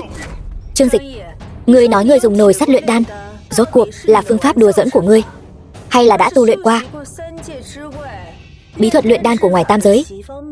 Không có. Ta ở trên Ngọc Kinh Sơn theo sư phụ tu hành 20 năm. Những phương pháp luyện đan này đều là ta tự học, từ đan thư mà có, không thể nào. Phương pháp luyện đan này uyên thâm đến thế, sao lại có người không thầy tự thông? Từ khi khai thiên lập địa đến nay chưa từng xuất hiện người tài năng như vậy. Nếu không phải là bí thuật luyện đan gì, vậy thì đó là thứ gian lận. Ngũ Trang Quan của ta không cho phép cứ dùng đan lô này mà luyện. Không cho thì thôi vậy. Cái đan lô này nhìn tinh xảo hơn nồi sắt nhiều. Ta dùng nồi sắt còn luyện ra được, lẽ nào lại sợ dùng đan lô này không luyện ra được sao? Sư tỷ, thương thế của sư phụ rất nguy cấp, chẳng lẽ thật sự muốn đặt hy vọng luyện Thiên Nguyên Kim Đan lên người hắn sao? Trên người hắn dường như có một tầng sương mù. Lai lịch của hắn không thể nhìn rõ, cũng không thể đoán được. Không thể không tin, nhưng cũng không thể tin hoàn toàn. Có thể luyện ra kim đan thì tốt, nếu không luyện ra được, chẳng phải vẫn còn hai vị đan đạo tiền bối sao?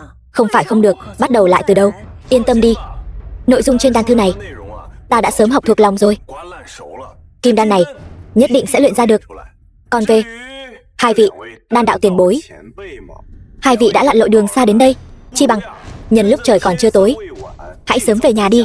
Ngươi không biết tôn ti trật tự, ngông cuồng tự đại.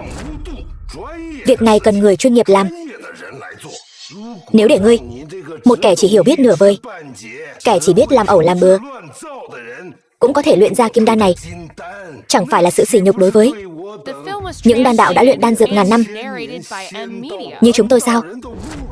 Đan đạo tiên nhân há chỉ có một đạo, bỏ qua chính đạo tốt đẹp không chọn, lại cứ chọn tà môn ngoại đạo. Chẳng trách các ngươi không luyện ra được thiên nguyên kim đan. Hôm nay ta chỉ luyện được nửa viên kim đan, đợi ta về tiên môn lấy lại phượng huyết, ngày mai lại đến, nhất định có thể luyện ra cả viên kim đan. Đạo huynh, cần gì phải tranh cãi với hắn, tự hạ thấp thân phận, đợi hắn luyện ra một viên phế đan, xem hắn còn mặt mũi nào đứng ở đây nữa. Người bớt phí lời đi. Muốn luyện thành kim đan cần có đan dược chi tâm. Tiên gia chí bảo. Tiên gia chí bảo của ngươi là gì vậy? Phải rồi, từ khi ngươi vào ngũ trang quan, chưa từng thấy ngươi mang theo thứ gì trên người. Không phải là không mang theo tiên gia chí bảo của tiên môn ngươi chứ? Nghe nói vùng Ngọc Kinh Sơn nghèo khó, rất ít có tiên nhân tu luyện. Nhìn cái vẻ nghèo hèn của hắn, e rằng một món chí bảo cũng không lấy ra được đâu. Ai đã nói cho các ngươi biết viên kim đan này nhất định phải dùng tiên gia chí bảo? Trong tiên gia điển tịch, đan thư chân tàng đều có ghi chép. Vậy thì chỉ có thể nói rằng tiên gia điển tịch, đan thư chân tàng mà ngươi đọc 8 phần là bản lậu. Ta ở trên núi lật xem khắp điển tịch, cuối cùng ngộ ra rằng chỉ cần một giọt vô can chi thủy là có thể dùng làm đan dược chi tâm, luyện thành thiên nguyên kim đan. Vô can chi thủy đó chẳng qua là chất thải, dùng để rửa lò đan sau khi luyện đan. Ngươi lại dám dùng nó để luyện đan, thật là hồ đồ mà.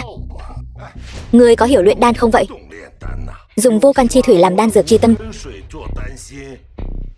vậy ngươi luyện ra là cái gì? Là cực phẩm trong phế phẩm sao? Ta đã sớm nhìn ra rồi, hắn căn bản không hiểu luyện đan. Cứ thế này thì chỉ là lãng phí thời gian mà thôi. Thánh nữ, lập tức đuổi hắn ra khỏi ngũ trang quan đi, kẻo hắn luyện ra thứ rác rưởi gì đó làm bẩn mắt chư vị có mặt ở đây. Phương pháp luyện đan mà ta tìm hiểu được chính là như vậy. Nếu các ngươi không tin, vậy chúng ta đánh cược một ván đi. Được, cược thì cược. Cung của ta thiếu một tên nô bộc giữ cửa. Nếu ngươi không luyện ra được kim đan thì hãy đi theo ta, đến cung của ta làm một tên nô bộc giữ cửa đi. Ta thì chẳng thiếu gì cả. Hay là thế này, trên cơ sở làm nô bộc giữ cửa, thêm 1 vạn năm thời hạn nữa. Nếu nói về tu vi, ta không chắc chắn tu vi của mình đang ở cảnh giới nào, không dám dễ dàng đánh cược. Nhưng nếu là sau luyện đan, các ngươi có thể sẽ thua thảm đó. Này, nghĩ gì vậy? Rốt cuộc là cược hay không cược đây? Đương nhiên là dám cược. Nhưng nếu ta thắng, các ngươi lấy gì để thua ta đây? Mấy ngàn năm nay, ta có cất giữ không động ấn, Côn Luân Kính, Nữ Hoa Thạch, 3 kiện thánh khí thượng cổ.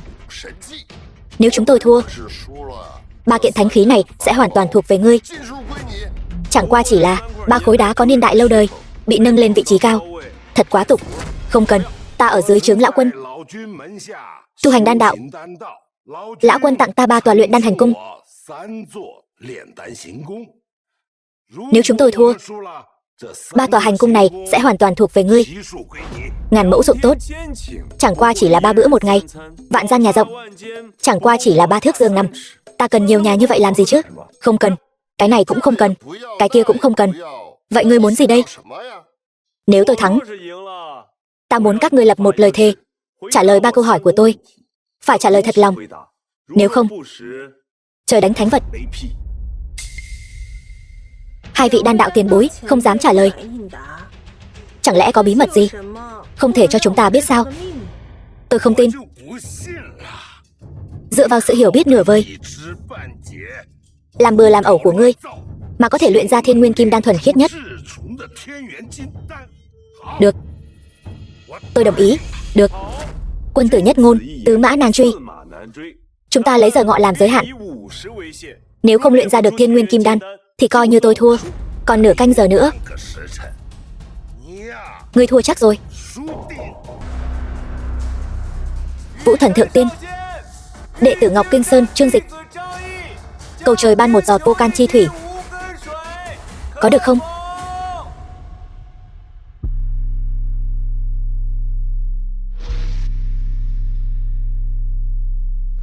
Gió khô khí hanh, trời quang mây tạnh. Bầu trời này trông có vẻ không có chút ý định mưa nào cả. Xem ra vũ thần này không nể mặt ngươi. Vũ thần thượng tiên. Đệ tử Ngọc Kinh Sơn Trương Dịch. Cầu trời một giọt vô can chi thủy. Được không?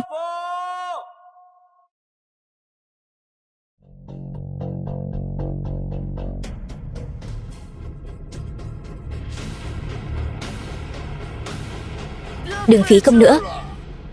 Ngươi chỉ là một kẻ tầm thường trong tiên giới mà cũng dám cầu xin vũ thần giáng mưa. Ngươi cũng quá coi trọng bản thân rồi đấy. Đừng nói là hô mưa gọi gió. Cho dù ngươi cầu xin hắt hơi một cái thì vũ thần cũng sẽ không ban cho ngươi. Ngươi vẫn nên từ bỏ đi. Chuyện chẳng qua 3 lần, lại cầu trời lần cuối cùng. Nếu vũ thần vẫn không nể mặt thì là ta đã đánh giá quá cao cảnh giới của bản thân rồi. Vũ thần thượng tiên. Đệ tử Ngọc Kinh Sơn Trương Dịch.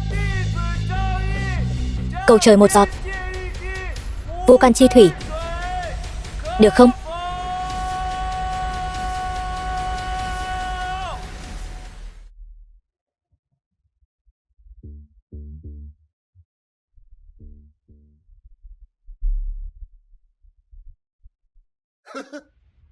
Đừng giãy giụa nữa. Lời của ngươi vũ thần không thèm nghe. Ta đây thì có chút tiên nhân lệ ấm nóng. Ngươi có muốn không? Từ bỏ đi. Đừng lãng phí thời gian nữa. Viên đan này ngươi không luyện ra được đâu. Hay là đi theo đạo huynh mà làm nô bộc giữ cửa đi. 1 vạn năm cũng không dài, 1 vạn năm cũng không ngắn. Vừa hay có thể mài giũa tâm tính của hắn.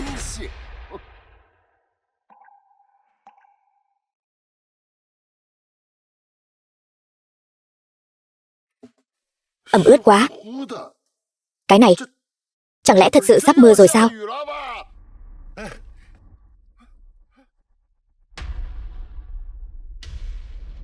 Trời quang mây tạnh, trời nắng mà mưa. Nếu không có tu vi ở cảnh giới cao thật sự, vũ thần thượng tiên ngài ấy sẽ không nể mặt đâu. Xem ra ở Hóa Vũ Tiên môn mấy lão già đó nói đúng rồi. Tu vi và tư chất của ta ngang nhau, đều vượt trên thiên đạo.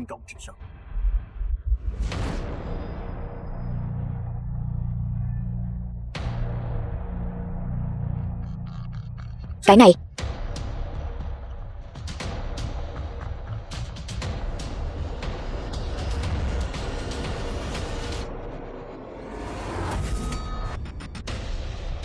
viên thiên nguyên kim đan này thật sự đã được hắn dùng vô can chi thủy luyện thành rồi. Cam tâm chịu thua. Các người đã nói, hãy thành thật trả lời ta 3 câu hỏi. Thứ nhất, kẻ dùng đinh đầu thất tiễn thư ám toán trấn nguyên đại tiên là ai? Thứ hai, ai đã sai các ngươi bỏ độc vào viên đan này? Thứ ba, kẻ chủ mưu đằng sau 2 chuyện này có phải là cùng một người không? Nói.